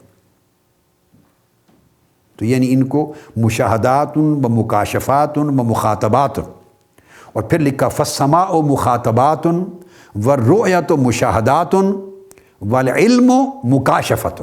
اس نے کہا جب سنتا ہے جو وہ باتیں جو دوسرے کان نہیں سنتے تو انہیں مخاطبات کا نام دیتے ہیں، جب دیکھتا ہے ان حقائق کو جو عام آنکھیں نہیں دیکھ سکتی ان کو مشاہدات کا نام دیتے ہیں، اور جو اس مشاہدات سے علم حاصل ہوتا ہے ولی کو، اللہ کے بندے کو، اس کو مکاشفہ کہتے ہیں۔ اس کے لیے کشف کا لفظ بھی استعمال کرتے ہیں، اور یہ بھی کہتے ہیں کہ فلاں ولی کو کشف ہو گیا، فلاں شخص کو کشف ہو گیا۔ یہ سارا باب علم میں سے ہیں یہ ساری حقیقتیں۔ یہ علامہ ابن تیمیہ کا میں نے ریفرنس دیا۔ اس کے بعد وہ کرامات کو بیان کرتے ہیں اپنی اسی کتاب میں، اور اس میں پھر سیدنا فاروق اعظم کی جو یا ساریۃ الجبل کے جو حوالے دیے تھے پھر ان کو کوٹ کرتے ہیں، اور اس طرح کے کئی اور واقعات پھر آگے وہ کوٹ کرتے چلے جاتے ہیں، حوالہ جات دیتے ہیں۔ اور یہاں پر ایک دلچسپ حوالہ ایمان افروز بھی ہے واقعہ، اور علامہ ابن تیمیہ کا ہی دیتا ہوں، ان کی ایک اور کتاب ہے اس کا نام ہے الاستقامہ۔ الاستقامہ علامہ ابن تیمیہ کی معروف کتاب ہے۔ اس میں وہ حضور سیدنا غوث العظم شیخ عبد القادر جیلانی رضی اللہ تعالیٰ عنہ کا ایک کشف بیان کرتے ہیں۔ کون بیان کرتے ہیں؟ علامہ ابن تیمیہ۔ یہ الاستقامہ کتاب ہے اور اس کا صفحہ 58 ہے۔ اس کی فصل تاکہ صفحات مختلف ہو جاتے ہیں مختلف طبعاتوں میں، فی بیان عقیدت الصوفیہ فی الاسماء والصفات، یہ فصل ہے۔ تو بڑی آسانی سے اب یہ جو کتاب کا نسخہ بھی اٹھائیں گے مل جائے گا آپ کو۔ اسماء و صفات میں صوفیاء کے عقیدے کا بیان، اس کے تحت وہ آگے چل کے شیخ شہاب الدین ابو حفص عمر بن محمد السہروردی رحمۃ اللہ تعالیٰ علیہ ان کی فصل قائم کرتے ہیں، ان کا عنوان ٹائٹل، اور اس میں وہ بیان کرتے ہیں۔ علامہ ابن تیمیہ نقل کرتے ہیں کہ شیخ شہاب الدین سہروردی رحمۃ اللہ تعالیٰ علیہ کا یہ واقعہ، اور علامہ ابن تیمیہ کہتے ہیں کہ یہ وہ مجھے شیخ عز الدین عبداللہ بن احمد نے مجھے بیان کیا، حدثنی، انہوں نے مجھے روایت کیا۔ انہ سامع حاضر حکایت منہ، علامہ ابن تیمیہ کہتے ہیں کہ انہوں نے یہ واقعہ براہ راست حضرت سیدنا شہاب الدین سہروردی، حضرت شیخ شہاب الدین سہروردی رحمۃ اللہ علیہ سے براہ راست سنا، ایک واسطے سے حضرت شیخ شہاب الدین سہروردی سے علامہ ابن تیمیہ نے اس کو روایت کیا۔ اور پھر وہ کہتے ہیں علامہ ابن تیمیہ کہ میں نے شیخ موفق الدین امام ابن ابی قدامہ المقدسی ان کے ہاتھوں سے لکھا ہوا، ان کے قلم کی تحریر خود میں نے اپنی آنکھوں سے پڑھی ہے۔ علامہ ابن تیمیہ کہتے ہیں کہ امام ابن ابی قدامہ المقدسی الحنبلی ان کی ہاتھوں کی تحریر، اپنے قلم سے لکھا ہوا یہ واقعہ میں نے خود اپنی آنکھوں سے پڑھا ہے۔ تو کہتے ہیں دو طریقے سے مجھ تک یہ بات پہنچی ہے اور مصدقہ ہے۔ اور وہ کہتے ہیں کہ حضرت شیخ شہاب الدین سہروردی رحمۃ اللہ تعالیٰ علیہ نے بیان فرمایا کہ میں جب نوجوانی کی عمر میں تھا اور کچھ کتابیں پڑھ لی تو اس کے بعد علم کلام کی اور کتابیں پڑھنا چاہتا تھا، علم الکلام کی، اور کہتے تھے کہ میں متردد تھا، کلیئر نہیں تھا کہ میں علم کلام کی مزید کون سی کتاب پڑھوں، میں کوئی فیصلہ نہیں کر پا رہا تھا۔ حل اقرأ الارشاد لامام الحرمین اور نہایت الاقدام للشہرستانی اور کتاب شیخی، تو مجھے تردد تھا کہ میں امام الحرمین الجوینی کی کتاب الارشاد پڑھوں، آگے اسباق پڑھنے ہیں اپنی سٹڈیز میں، یا میں امام شہرستانی کی کتاب نہایت الاقدام پڑھوں، یا اپنے شیخ کی کتاب میں پڑھوں۔ تو مجھے کلیئرٹی نہیں تھی، تو یہ میرے ذہن میں ایک سوال تھا۔ فذهبت مع خالی ابی النجیب وکان یصلی بجنب الشیخ عبد القادر الجیلانی رضی اللہ تعالیٰ عنہ، تو میں اپنے خالو کے ساتھ میں چلا گیا حضرت شیخ ابو النجیب سہروردی رحمۃ اللہ تعالیٰ علیہ، اور وہ ان کے شیخ بھی ہیں، ان کے ساتھ گیا، اور وہ اکثر و بیشتر نماز حضور سیدنا غوث العظم شیخ عبد القادر جیلانی رضی اللہ تعالیٰ عنہ کی اقتداء میں ان کے مدرسہ باب الشیخ میں پڑھتے تھے۔ تو میں نوجوان تھا، تو میں بھی اپنے شیخ کے ساتھ، اپنے خالو کے ساتھ حضور سیدنا غوث العظم کی بارگاہ میں گیا۔ یہ شیخ شہاب الدین عمر سہروردی بیان کر رہے ہیں، اور اس کو دو طریقوں سے روایت کر رہے ہیں براہ راست علامہ ابن تیمیہ۔ تو میں حضور غوث پاک رضی اللہ تعالیٰ عنہ کی خدمت میں گیا، تو نماز کے لیے بس ابھی صفیں کھڑی تھیں، اور نماز پہ آپ بھی کھڑے ہونے والے تھے، تو میں بھی پیچھے صف میں کھڑا ہو گیا اپنے خالو کے ساتھ۔ تو جب کھڑا ہوا تو قال فالتفت الشیخ عبد القادر، سیدنا شیخ عبد القادر جیلانی رضی اللہ تعالیٰ عنہ نے اس طرح مڑ کر میری طرف دیکھا، پیچھے مڑ کے دیکھا، وقال علی یا عمر ما ہوا من زاد القبر، ما ہوا من زاد القبر۔ میرے ذہن میں دو تین کتابیں تھیں، اور علم الکلام کا پڑھنا تھا کہ میں نماز سے فارغ ہوں گے تو جب مجلس ہوگی تو بیٹھ کے میں سوال کروں گا، عرض کروں گا۔ ابھی موقع نہیں آیا، ابھی نماز کے لیے صفیں تھیں، خاموش کھڑے ہو گئے، آپ نے مصلی پہ بھی نماز شروع نہیں کی، میری طرف مڑ کے دیکھا تو نام آپ تھا عمر، آپ کا نام تھا عمر بن محمد السہروردی۔ فرمایا بیٹے اے عمر، جو علم تم پڑھنا چاہتے ہو وہ قبر میں کام نہیں آئے گا، جو کتابیں تم پڑھنا چاہتے ہو قبر میں کام نہیں آئیں گی، جو تم پڑھنا چاہتے ہو پوچھنے آئے ہو جس علم کا وہ قبر میں کام نہیں آئے گا۔ آپ نے 2 یا 3 مرتبہ ریپیٹ کر کے میری طرف توجہ کر کے مجھے پکار کے آواز دے کے فرمایا، اور پھر حضرت شیخ سہروردی فرماتے ہیں فرجعت عن ذلک، میں نے رجوع کر لیا، اپنی رائے بدل لی کہ اب یہ نہیں پڑھوں گا جو میں پوچھنے کے لیے گیا تھا۔ اس کے بعد کہتے ہیں کہ پھر میں نے اپنے شیخ کو جب بتایا تو انہوں نے کہا کہ ان الشیخ کاشفہ بما کان فی قلبہ ونہا عن الکلام فاخبرہ، شیخ شہاب الدین سہروردی رحمۃ اللہ علیہ نے بیان کیا، انہوں نے کہا کہ انہوں نے بیان کیا کہ میرے دل میں جو چیز چھپی ہوئی تھی شیخ عبد القادر جیلانی کو اس کا کشف ہو گیا، اور کشف کی بنیاد پر مجھے مزید وہ کتابیں پڑھنے سے روک دیا، اور میں نے اپنی رائے اس کے بعد بدل دی۔ اب دیکھیے، میں نے یہ کوئی اپنی کتاب کا حوالہ نہیں دیا، اپنے زمانے کے کسی عالم کی کتاب کا حوالہ نہیں دیا، کوئی اس موجودہ صدی 2-3 صدیوں کے دور کا کوئی حوالہ نہیں دیا، میں نے حوالہ دیا ہے بہت قدیم اور ایک ایسے عالم کا جس کی بات کو بعض اوقات ایسے علوم کا اور ایسے عقائد کا انکار کرنے والے اس عالم کو سب سے زیادہ معتمد مانتے ہیں پوری امت میں، علامہ ابن تیمیہ نے۔ اور انہوں نے کہا کہ مجھے 2 طرق سے براہ راست 2 طرق سے یہ پہنچی ہے یہ، اور ان کو تحقیق کے طور پہ بیان کیا ہے۔ تو کشف کو اس طرح اس بات کیا انہوں نے، یہ تو ان کی چیز ہو گئی۔ اب اس کے بعد آگے آ جاتے ہیں۔ میں نے جیسا کہ عرض کیا کہ تمام علماء اور ائمہ ہمیشہ کشف کا کبھی بھی انکار نہیں کیا۔ علامہ ابن تیمیہ تو حنبلی المذہب ہیں، پھر شافعی المذہب کا لیتے ہیں، یہ امام سبکی ہیں، ان کے ایک ہی زمانے ہیں، امام تاج الدین الکافی السبکی طبقات الشافعیت الکبریٰ میں وہ بیان کرتے ہیں، اور وہ پورا باب کرامات کے اوپر اور اس کے اندر پھر کشف کی بحث کو بھی کرتے آخر پہ لکھتے ہیں کہ مختلف قسموں کی، اینڈ پر جا کے لکھتے ہیں 100 کے قریب اقسام ہیں کرامات کی، بلکہ 100 سے زیادہ۔ وہ کہتے ہیں میری اپنی تحقیق میں، میرے خیال میں کرامات کی اقسام، کرامتیں نہیں اقسام، اس قسم کی، مثلا یعنی قسموں سے مراد آپ کو، تاکہ یہ بھی مغالطہ نہ رہے، وہ بیان کرتے ہیں مثال کے طور پہ مردوں کو زندہ کرنا، تو یہ ایک قسم ہو گئی۔ اب اس میں ممکن ہے سینکڑوں کرامات صادر ہوئی ہوں گی آقا علیہ السلام کی امت میں، ہزاروں صادر ہوئی ہوں گی، مگر یہ ایک قسم ہے۔ اور امام تاج الدین السبکی رحمۃ اللہ تعالی علیہ، یہ شافعی المذہب، بڑے جلیل القدر امام، محدث اور فقیہ ہیں، اور طبقات الشافعیت الکبریٰ میں، اور اصولی ہیں۔ ان کی اصول فقہ کی اور فقہ کی کتابیں ہیں جو مذہب شافعی کے اندر، اور آف کورس ہم بھی پڑھتے ہیں، احناف بھی پڑھتے ہیں۔ میں ایک مثال دے رہا ہوں، مثال کے طور پر انہوں نے بھی سیدنا شیخ عبد القادر جیلانی، حضور سیدنا غوث العظم رضی اللہ تعالیٰ عنہ کی کرامات کی اقسام بیان کرتے ہوئے بگننگ کی ہے مردوں کو زندہ کرنا۔ یہ کرامت بھی وہ کہتے ہیں کہ اس پر اجماع ہے کہ آقا علیہ السلام کی امت کے اولیاء میں یہ کرامت شامل ہے، حضور علیہ السلام کی امت میں، اور اس میں سب سے پہلے حضور سیدنا غوث العظم کو کوٹ کرتے ہیں، کہتے ہیں کہ حکایت الشیخ عبد القادر الجیلانی رضی اللہ عنہ ووادہ یدہ علی عظام الدجاجۃ قد اکلھا، یعنی آپ نے ایک مرغی کا گوشت کھایا، سالن ختم ہوا اور ہڈیاں رکھ دیں، اور اس کے بعد آپ نے ان ہڈیوں کے اوپر ہاتھ رکھا، ہڈیوں پر ہاتھ رکھ کے فرمایا قمی باذن اللہ الذی یحیی العظام وہی رمیم، اس اللہ کے حکم سے کھڑی ہو جاؤ زندہ بن کے مرغی، جو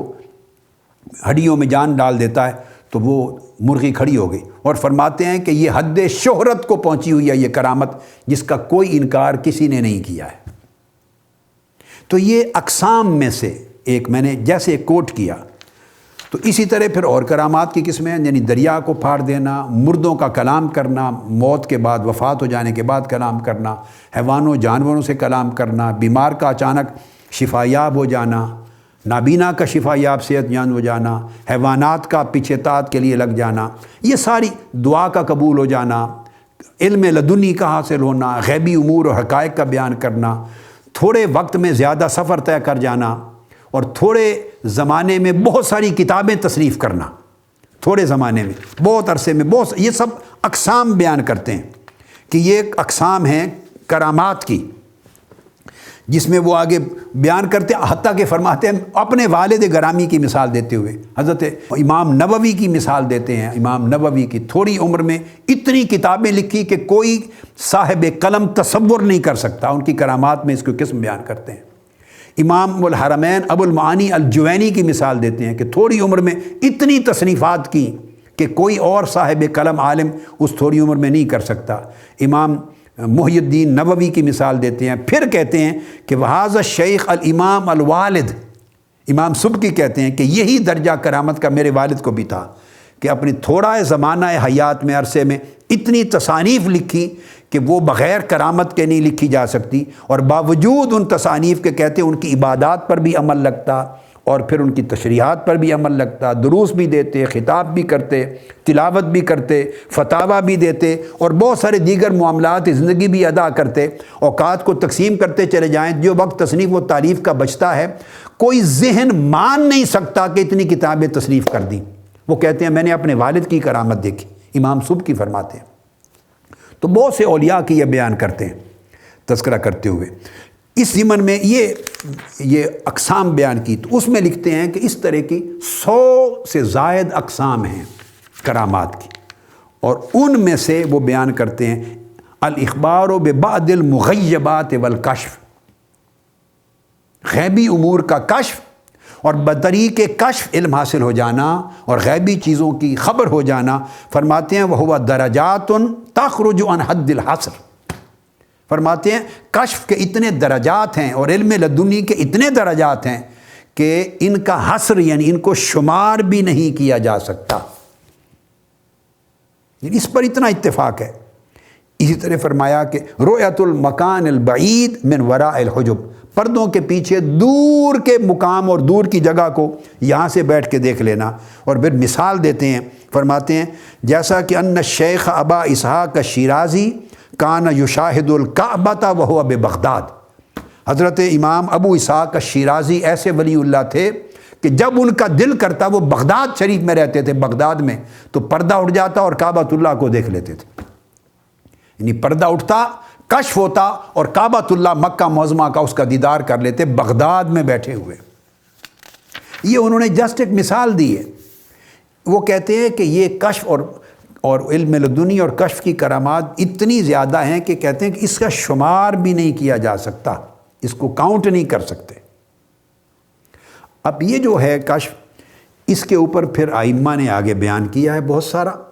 یہ جیسے میں نے سارے کوٹ کیے، اب امام جلال الدین سیوطی کو کوٹ کرتے ہیں، بلکہ ان سے قبل میں ایک دلچسپ چیز اور دوں۔ امام محی الدین نووی رحمۃ اللہ تعالیٰ علیہ، امام ابو زکریا محی الدین النووی بہت بڑے محدث ہیں، اور ان کی تمام کتابیں ریاض الصالحین کے مصنف ہیں۔ ان کی کتابیں حرمین شریفین میں ہر جگہ اور پورے عالم عرب میں، عالم عجم میں پڑھائی جاتی ہیں، 40 نوویہ ان کی پڑھائی جاتی ہیں اور ساری۔ تو ان کی کتاب جو ہے اس میں ان کا اپنا میں واقعہ بیان کرتا ہوں، اور تمام ان کا یہ واقعہ امام جلال الدین سیوطی نے بیان کیا ہے۔ امام نووی کی حالات زندگی پر کتاب لکھی تو امام جلال الدین سیوطی نے بیان کیا اس کو، اور امام سیوطی نے جو بیان کیا وہ بیان کہاں سے کیا؟ امام نووی کے اپنے شاگرد ہیں، امام نووی کے اپنے جلیل القدر شاگرد ہیں امام ابن العطار، امام ابن العطار وہ روایت کرتے ہیں، وہ امام نووی کے ہمہ وقت ساتھ رہتے، آپ کی ملازمت میں رہتے، خدمت میں رہتے، اور آپ کے شاگردوں میں سے بہت عظیم جلیل القدر عالم ہیں۔ اور ان کی کتاب ہے امام ابن عطار کی، جس میں انہوں نے سارے بیان کیے، تحفۃ الطالبین، تحفۃ الطالبین کے مصنف امام ابن العطار اور امام نووی کے شاگرد ہیں۔ وہ بیان کرتے ہیں کہ امام ابن العطار انہوں نے کہا کہ ہم اپنے شیخ یعنی امام نووی کی خدمت میں بیٹھے تھے۔ اب میں آپ کو بتاؤں کتنے کتنے بڑے جلیل القدر محدث اصحاب کشف تھے جو اولیاء تھے۔ فرماتے ہیں کہ امام نووی کی مجلس میں ہم بیٹھے تھے، وہ ہم سے گفتگو فرما رہے تھے، اور دوران گفتگو انہوں نے فرمایا، امام نووی نے، کہ قد اذن لی فی السفر، کہ مجھے اب یہاں سے سفر کا حکم دے دیا گیا ہے، کوچ ہو جانے کا، کوچ کر جانے کا حکم آ گیا ہے۔ ہم نے پوچھا کیسے؟ تو امام نووی نے فرمایا کہ اس طرح حکم آ گیا ہے، کہتے ہیں کہ میں اپنا گھر جو رواحیہ میں ہے اس کے پاس بیٹھا تھا۔ امام نووی بیان کرتے ہیں کہ قبلہ رخ میں دیکھ رہا تھا، سامنے بیٹھا تھا، اچانک ایک ولی اللہ ہوا میں پرواز کرتے ہوئے میرے سامنے آئے۔ اب یہ کشف بیان ہو رہا ہے۔ امام نووی اپنی زندگی میں اپنی ذات کی، اپنی وفات کے بارے میں کشف کا واقعہ بیان کر رہے ہیں، کشف سے، کہ میری وفات کا، دنیا سے رخصت ہونے کا وقت اب آ گیا ہے۔ پوچھا کیسے؟ کہتے کہ ایک ولی اللہ پرواز کرتے ہوئے میں قبلہ رخ بیٹھا تھا تو میرے سامنے آئے، اور سامنے آ کے انہوں نے، ولی اللہ نے کہا، قم سافر لزیارت القدس، اے نووی اب اٹھو اور مقدس زیارت کے لیے سفر شروع کر دو، زیارت قدس کے لیے، زیارت قدسیہ کے لیے اپنا سفر شروع کرو۔ امام نووی فرماتے ہیں کہ میں نے شیخ کا، وہ جو ولی اللہ تھے، ان کا کلام سن، اور یہ امام ابن العطار روایت کر رہے ہیں جو امام نووی کے براہ راست شاگرد ہیں، کسی اور سند سے نہیں۔ تحفۃ الطالبین اپنی کتاب میں لکھا ہے، اور پھر امام جلال الدین سیوطی نے بھی اس کو نقل کیا۔ امام جلال الدین سیوطی کی تصنیف المنہاج السوی، وہ امام نووی کے حالات زندگی پر ترجمۃ النووی لکھی ہے، تو امام سیوطی نے بھی کوٹ کیا، یعنی معتمد ہے جس پر کوئی انکار نہیں۔ تو امام نووی فرماتے ہیں کہ مجھے کہا کہ زیارت قدس کے لیے سفر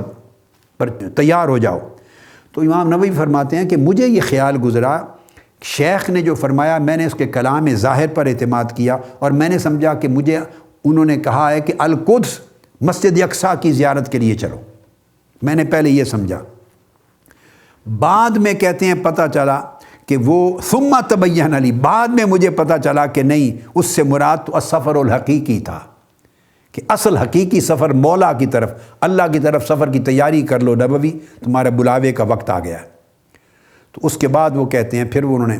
کہتے ہیں کہ مجھے ساتھ لیا، امام ابن العطار کہتے ہیں ہمیں ساتھ لیا، اور یہ سن کر آپ پھر قبرستان گئے، آؤ چلو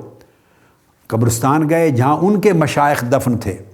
اور اعزا اقارب دفن تھے، فزارا و قرأ شیئا، پھر اب ان اولیاء کی اور مشائخ کی اور محدثین کی قبور کی زیارت کی، وہاں فاتحہ پڑھا، وہاں دعا کی، پھر کہا کہ چلو اب اپنے ہمارے جو اولیاء اور احباب زندہ ہیں اب ان سے ملاقات کر لیں رخصت ہونے سے قبل۔ ثم زار اصحابہ الاحیاء، پھر اپنے زندہ احباب و اصحاب کی ملاقات کی، جیسے کہ یوسف الفقائی کے پاس گئے ان کو ملاقات کی، شیخ محمد الاخمیمی کے پاس گئے ان سے ملاقات کر لی، شیخ شمس الدین ابن ابی عمر کے پاس گئے ان سے ملاقات کر لی، جو محدثین علماء اولیاء صالحین ان کے قریبی دوست تھے سب کے پاس جا کے ملاقات کر آئے کہ میری عالم آخرت کا سفر آ گیا ہے تو میں ملاقات کے لیے آیا ہوں۔ پھر اس کے بعد القدس کی زیارت بھی کی، قدس کی اور الخلیل کی، مسجد اقصیٰ کی، واپس آئے تو کچھ روز کے بعد پھر آپ کا رجب میں وصال ہو گیا۔ یہ امام جلال الدین سیوطی نے امام ابن العطار کے طریق سے یہ امام نووی کا کشف بیان کیا۔ میں ایسے ہزار ہیں، میں انہیں کوٹ نہیں کر رہا، میں تو محدث کا کشف محدث کی روایت کے ساتھ بیان کر رہا ہوں، صرف اس لیے بیان کیا کہ یہ ایسی چیز نہیں ہے جسے صرف صوفیاء اور اولیاء مانتے ہوں۔ یہ وہ جلیل القدر امام ہیں کہ پوری دنیا علم، قرآن اور حدیث کی سمجھ بوجھ کے لیے ان پر اعتماد کرتی ہے، اور ان کا کہا ہوا، ان کا لکھا ہوا ایک سند ہے، ایک اتھارٹی ہے۔ امام نووی کی بات کو رد کوئی نہیں کر سکتا، وہ اپنا کشف بیان کر رہے ہیں۔ ہم ایک ولی اللہ کو دیکھا، پھر اس ولی اللہ کا کشف بیان کر رہے ہیں کہ کہا کہ تمہارا سفر آ گیا اب کوچ کرو۔ یہ ان کے عقیدے تھے۔ اور پھر اس کو امام ابن الحماد روایت کر رہے ہیں، ابن العطار روایت کر رہے ہیں، پھر اس کو امام جلال الدین سیوطی نقل کر رہے ہیں۔ میں نے اس لیے یہ حوالہ دیا۔ یہ امام جلال الدین سیوطی کی کتاب المنہاج السوی ہے، وہ تحفۃ الطالبین، اس کو بھی کوٹ کر دیا، یہ بھی کوٹ کر دیا۔ اور امام جلال الدین سیوطی نے لکھا کہ امام نووی نے فرمایا آؤ ابن العطار چلو ہم الوداع کہہ آئیں اپنے دوستوں کو، اپنے احباب کو الوداع کہہ آئیں، جا کر کوچ کرنے سے پہلے تو الوداع کرنے کے لیے گئے امام نووی، اور پھر واپسی پہ آپ کا وصال ہو گیا۔ تو مقصد بات کا یہ ہے کہ یہ ایک ایسی مسلمہ حقیقت ہے جس کا کوئی انکار نہیں کر سکتا۔ ہمیں فیصلے دینی امور کے، دینی معالم کے، دینی معارف کے، شرعی حقائق کے جو ہیں، جو عقائد سے متعلق ہیں، وہ فیصلے اپنی عقل اور رائے سے نہیں کرنے چاہیے، وہ دلائل شرعیہ کے ساتھ، ائمہ مجتہدین، محدثین، فقہا، محققین کی تصریحات کے ساتھ کرنے چاہیے کہ دین نے کیا کہا ہے، کتب شریعہ میں کیا ہے، علماء محدثین کیا کہتے رہے ہیں، ائمہ مجتہدین کیا کہتے رہے ہیں، اور پوری تاریخ میں 1200، 1300، 1400 سال تک امت کا اجماع کا، ائمہ علماء کا کیا عقیدہ رہا ہے۔ اب آخر پہ امام جلال الدین سیوطی کو لے رہا ہوں۔ یہ میں چونکہ آج مضمون کو ختم کرنا چاہتا ہوں، ورنہ اگر اسی موضوع پہ میں لوں تو علماء کی تعداد بھی ایسے ائمہ محدثین سینکڑوں میں ہو جائیں کہ جن کی کتابوں کے ریفرنسز ختم ہونے کو نہ آئیں۔ یہ امام جلال الدین سیوطی رحمۃ اللہ تعالی علیہ، وہ اپنی کتاب، میں نے اس کا ریفرنس دیا تھا کہ جو رسالہ ہے آپ کا تنویر الحلق فی امکان رؤیت النبی والملک، الحاوی للفتاوی کے اندر یہ رسالہ آیا۔ تو اس کے اندر پھر وہ بیان کرتے ہیں، قاضی ابو بکر بن العربی اپنی کتاب قانون التاویل میں ان کو بیان کرتے ہیں۔ اب یہ مالکیہ کے امام ہیں، آپ نے علامہ ابن قیم، علامہ ابن تیمیہ اور علامہ شوکانی کا بھی میں نے کوٹ کر دیا تھا کہ یہاں اس سے قبل میں ایک اور دلچسپ ریفرنس دے دوں آپ کو۔ علامہ شوکانی انہوں نے حدیث الولی پر رسالہ لکھا ہے پورا، یہ ولایت کے مقام پر، اور علامہ شوکانی یہ بھی حنبلی المذہب، وہ لکھتے ہیں وَلَيْسَ لِمُنْكِرٍ أَن يُنْكِرَ عَلَىٰ أَوْلِيَاءِ اللَّهِ مَا يَقَعُ مِنْهُمْ مِنَ الْمُكَاشِفَاتِ الصَّادِقَةِ الْمُوَافِقَةِ لِلْوَاقِعِ۔ وہ کہتے ہیں امام شوکانی کسی منکر کو یہ حق نہیں ہے کہ وہ اولیاء اللہ کے مکاشفات صحیحہ کا انکار کرے، اس کی گنجائش نہیں ہے شرعی دلائل میں۔ کہا کہ کوئی منکر اس کے انکار کی جرت نہیں کر سکتا۔ وجہ کیا ہے؟ اتنی بڑی بات کیوں کی؟ وہ لکھتے ہیں علامہ شوکانی رحمۃ اللہ علیہ، فرماتے ہیں فہذا باب قد فتحہ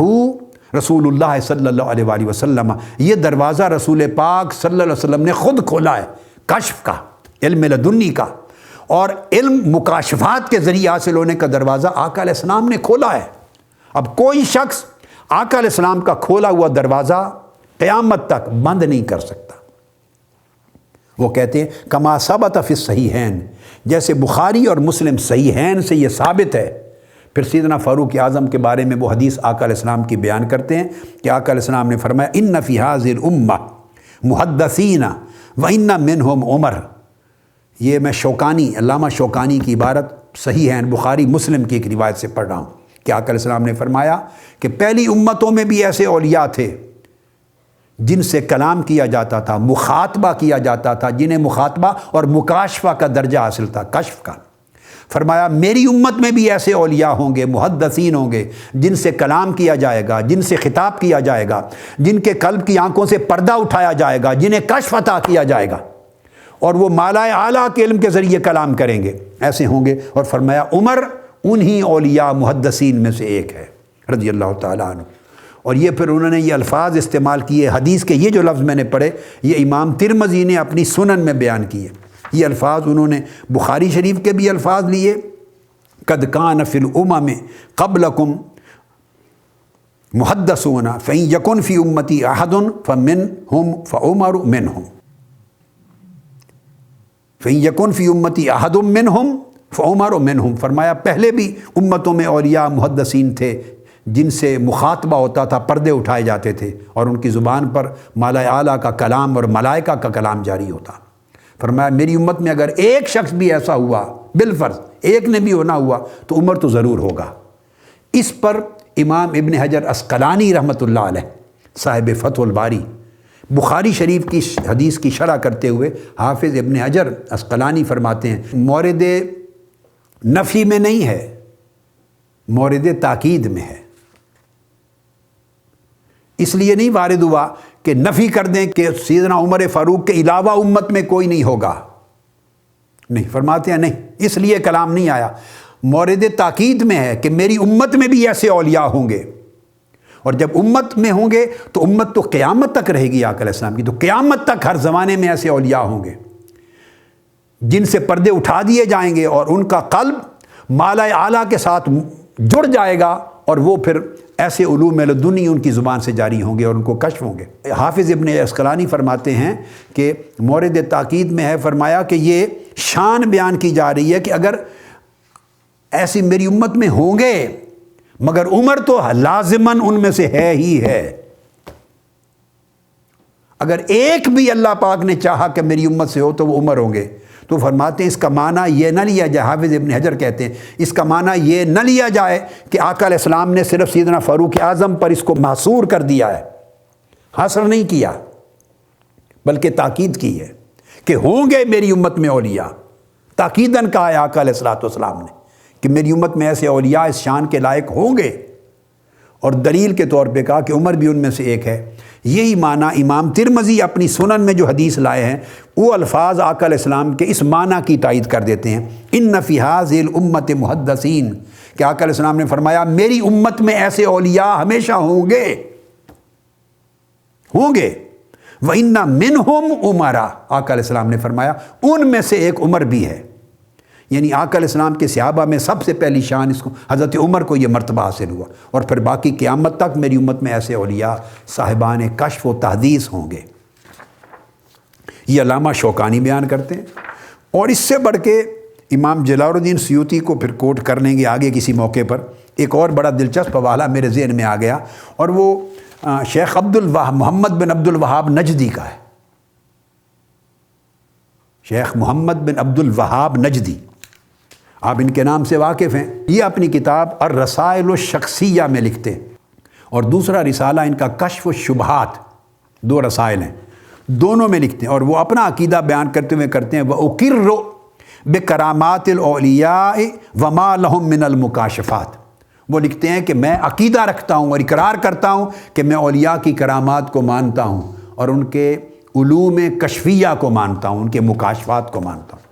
وہ اپنا اقرار کر رہے ہیں، اعلان کر رہے ہیں کہ میں عقیدہ رکھتا ہوں، میں مانتا ہوں۔ اور اس کے بعد یہ لکھتے ہیں رسائل شخصیہ صفحہ 3 پر، اور کشف و شبہات جلد 1 صفحہ 169 پہ وہ لکھتے ہیں وَلَا يَجْحَدُ کرامات الاولیاء الا اہل البدع والضلال، اور اولیاء کی کرامات اور ان کے مکاشفات اور کشف کا انکار صرف وہ لوگ کرتے ہیں جو بدعتی ہیں اور گمراہ ہیں۔ یہ محمد بن عبد الوہاب نجدی صاحب، شیخ عبد الوہاب نجدی کا عقیدہ، وہ کہتے ہیں جو اہل بدعت ہیں اور اہل دلال ہیں، جو گمراہ لوگ ہیں اور بدعتی ہیں، صرف اولیاء کی کرامات اور مکاشفات کا انکار وہی کر سکتے ہیں۔ جو اہل سنت ہے اور جس کا عقیدہ صحیح ہے، وہ اولیاء کے مکاشفات کا انکار نہیں کر سکتا۔ اور پھر وہ آگے اپنی اور تفسیر قرآن مجید کی آیات کی تفسیر کرتے ہوئے پھر وہ یہ بھی لکھتے ہیں حضرت موسیٰ علیہ السلام کی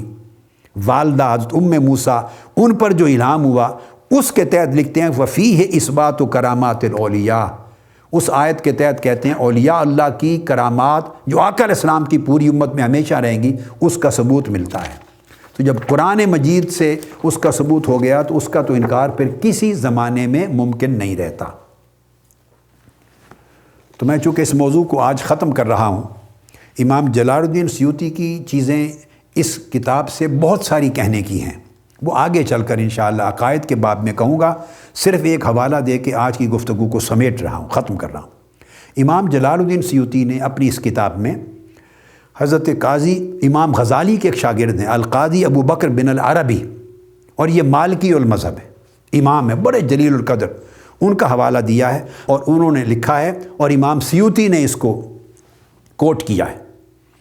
اور انڈورس کیا ہے۔ وہ کہتے ہیں کہ ہوتا یہ ہے کہ جب انسان کو نفس کا تزکیہ حاصل ہوتا ہے اور طہارت نفس کے ذریعے وہ تزکیہ کے مراتب پر بڑھتا چلا جاتا ہے، اور اس کے قلب کو تصفیہ صفائی نصیب ہوتی ہے، اور کثافتیں دور ہوتی چلی جاتی ہیں، اور علائق اور کثافتوں سے اس کا قلب و روح پاک اور صاف ہوتا چلا جاتا ہے، تو وہ جو اسباب دنیا کے مادات ہیں جو رکاوٹ بنتے ہیں، حجابات بنتے ہیں، پردے بنتے ہیں، وہ اٹھنے لگ جاتے ہیں۔ اور جب وہ اٹھنے لگ جاتے ہیں تو بندہ اپنی جو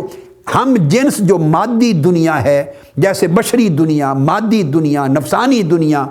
اس مجانست سے، اس مماثلت سے، اس مشابہت سے، اس جیسی زندگی سے خود کو پاک کرتا چلا جاتا ہے، اور اللہ کی طرف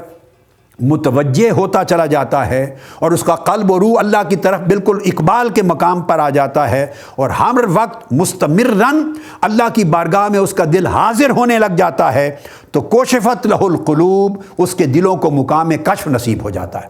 پردے اٹھا دیے جاتے ہیں، اس کے پردے اٹھ جاتے ہیں اور ان کو کشف کا مقام اور مکاشفہ نصیب ہوتا ہے۔ ورا الملائکہ، اور وہ ملائکہ کو دیکھتا ہے وہ اللہ کا ولی،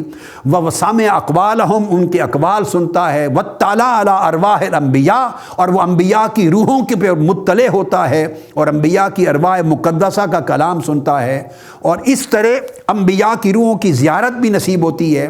ملائکہ کی زیارت بھی نصیب ہوتی ہے۔ اور اس پر پھر امام جلال الدین سیوطی، امام عز الدین بن عبد السلام صاحب القواعد الکبریٰ، ان کو کوٹ کرتے ہوئے امام ابن الحاج المالکی، ابن الحاج المالکی، یہ ان کی کتاب ہے ابن الحاج المالکی کی، یہ المدخل، المدخل، تو اس کو پھر یہ امام جلال الدین سیوطی نے پھر آگے ان کا حوالہ کوٹ کیا ہے، اور یہ اصل کتاب میں نے دکھا دی، وہ اصل کتاب کا صفحہ جو کوٹ کر رہے ہیں امام سیوطی وہ 194 ہے، جلد 2 صفحہ 194۔ وہ فرماتے ہیں کہ تمام ائمہ نے یہ لکھا ہے، اور وہ کہتے ہیں امام صاحب المدخل امام ابن الحاج المالکی، اننا لا ننکر من یقع له ھذا من الاکابر الذین حفظهم اللہ فی ظواہرہم و باطنہم۔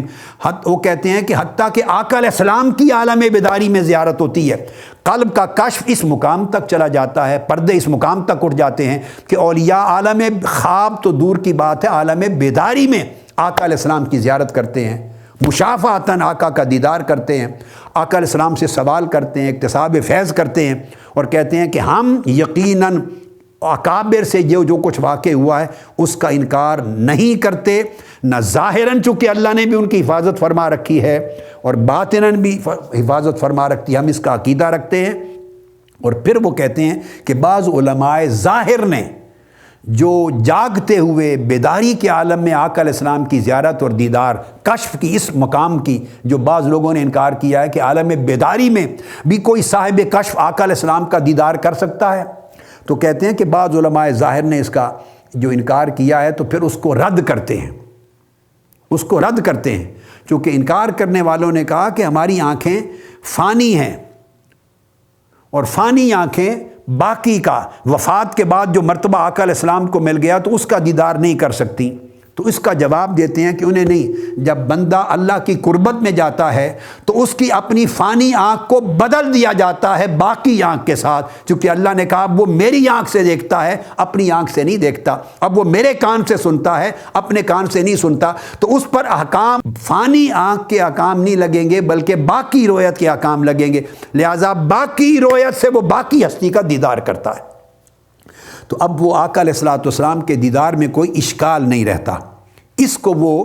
بیان کرتے ہیں کہ کشف اس مقام تک چلا جاتا ہے، اس مقام تک نہ صرف ملکوت سماء و ارض، زمین و آسمان کے ملکوت کا کشف ہوتا ہے، بلکہ آقا علیہ السلام کی ذات اقدس کے ساتھ بھی اس صاحب مقام یا صاحب ولایت یا صاحب روحانیت کو یہ روحانی مماثلت اور روحانی مناسبت ہو جاتی ہے کہ جب کشف اٹھتا ہے تو ایسے بے شمار خوش نصیب ہیں کہ انہیں آقا علیہ السلام کی بھی بیداری میں پھر زیارت ہوتی ہے، یہ بھی کشف میں سے ہے۔ اس پر پھر امام جلال الدین سیوطی رحمۃ اللہ علیہ، اب میں کسی ایک عام صوفی یا کسی عام ولی اللہ یا کسی عام عالم کا قول نہیں دے رہا، یہ امام جلال الدین سیوطی ہیں۔ اگر ان ائمہ اور محدثین اور فقہا اور مجتہدین اور محققین ان کی تحریر کا انکار کر دیا جائے تو پھر سارا ذخیرہ علم اٹھا کے سمندر میں پھینک دینا چاہیے، بچتا ہی کچھ نہیں ہے۔ علماء کا بھئی خواہ وہ اس مسلک سے ہوں یا اس مسلک سے ہوں، خواہ وہ خود کو اہل حدیث اور سلفی کہیں، خود کو دیوبندی کہیں، خود کو بریلوی کہیں، خود کو حنفی کہیں، شافعی کہیں، مالکی کہیں، حنبلی کہیں، وہ جس بھی فقہی مذہب اور مکتب فکر سے ہوں، ساروں کا تکیہ، اعتماد اور بھروسہ علم کے باب میں جب قرآن کو سمجھنا ہوتا ہے تو امام سیوطی کو اٹھاتے ہیں،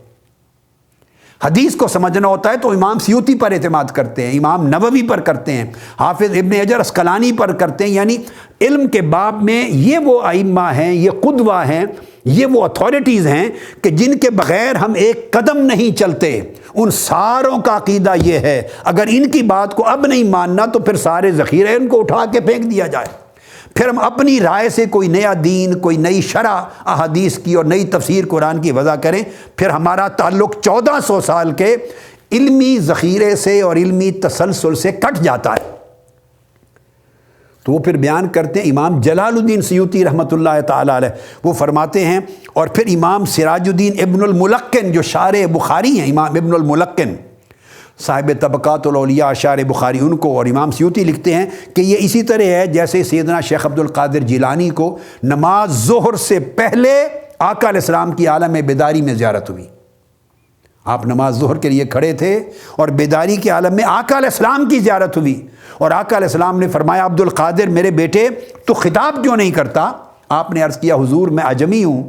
یہ عراق اور بغداد کے لوگ بڑے فصیح عربی زبان کے لوگ ہیں، تو مجھے جھجک آتی ہے، میری زبان نہیں کھلتی، میں کیسے خطاب کروں؟ آپ نے فرمایا بیٹے اپنا منہ کھولو۔ میں نے منہ کھولا، آقا علیہ السلام نے 7 مرتبہ اپنا لعاب دہن میری زبان میں ڈالا اور فرماتے ہیں حضور سیدنا غوث العظم شیخ عبد القادر جیلانی کہ میرے سینے سے معرفت کے چشمے ابلنے لگے اور میری زبان سے فصیح اور بلیغ عربی جو ہے وہ چشموں کی طرح رواں ہو گئی۔ وہ زبان عرب نہیں بول سکتے تھے جو عجمی کی زبان سے جو کلام نکلتا تھا۔ تو وہ کوٹ کرتے ہیں کہ اس طرح اولیاء کو اور صالحین کو اور اقطاب کو اور بڑے بڑے علماء محدثین، خود امام جلال الدین سیوطی جنہیں کوٹ کر رہے ہیں وہ خود بیان کرتے ہیں کہ میں نے عالم بیداری میں 72 مرتبہ یا اس سے زائد آقا علیہ السلام کا دیدار کیا ہے، بیداری کے عالم میں، اور آقا علیہ السلام سے سوال کیے ہیں، استفسار کیا ہے، جن مسائل پہ الجھن تھی اس کی رہنمائی لی ہے۔ تو یہ چند ایک نمونے میں نے کوٹ کیے، ہزارہا ریفرنسز ہیں جن کے ساتھ ائمہ کی، علماء کی، محدثین کی، فقہا کی، اصولیین کی، متکلمین کی، سب کتب بھری پڑی ہیں۔ میں بار بار اس چیز پہ زور دے رہا ہوں کہ یہ وہ عقیدہ اور یہ وہ تصور ہے کہ جس کا انکار ہی نہیں کیا 1200-1300 سال میں علماء کے کسی مکتب فکر میں، محدثین نے۔ لہٰذا آج اگر ہمارے ذہنوں میں اور ہماری عقلوں میں اس کا انکار آئے تو سمجھیں کہ یہ نفسانی حملہ ہے، شیطانی حملہ ہے، گمراہی ہے اور جہالت ہے۔ جہالت ہے، اس کے سوا اور کچھ نہیں ہے۔ کیونکہ امت کا 1400 سال سے جو تسلسل کے ساتھ، اجماع کے ساتھ جو عقیدہ اور جو علم رہا ہے، اس سے انکار جب کریں گے تو پھر آپ نہ قرآن سے اکتساب فیض کر سکتے ہیں، نہ حدیث نبوی سے اکتساب فیض کر سکتے ہیں، کہ ان قرآن مجید کے آیات کے اور حدیث نبوی کے معنی سمجھانے والے یہی امام تھے جن کی کتب کے ساتھ پورے 1200-1300 سال کی تاریخ بھری پڑی ہے، اور انہی کے کتب کے فیض سے آج علم کی شمع شرق سے غرب تک امت مسلمہ میں روشن ہے۔ آج ہم اس موضوع کو یہاں پہ ختم کرتے ہیں، اور اس کے بعد ہم اگلی نشست سے انشاءاللہ تعالی پھر مجالس علم کی اور علم کی فضیلت اور اہمیت کا جو موضوع اصل میں چل رہا تھا اس پر اپنی گفتگو کو شروع کر لیں گے۔ وما علینا الا البلاغ، والسلام علیکم ورحمۃ اللہ وبرکاتہ۔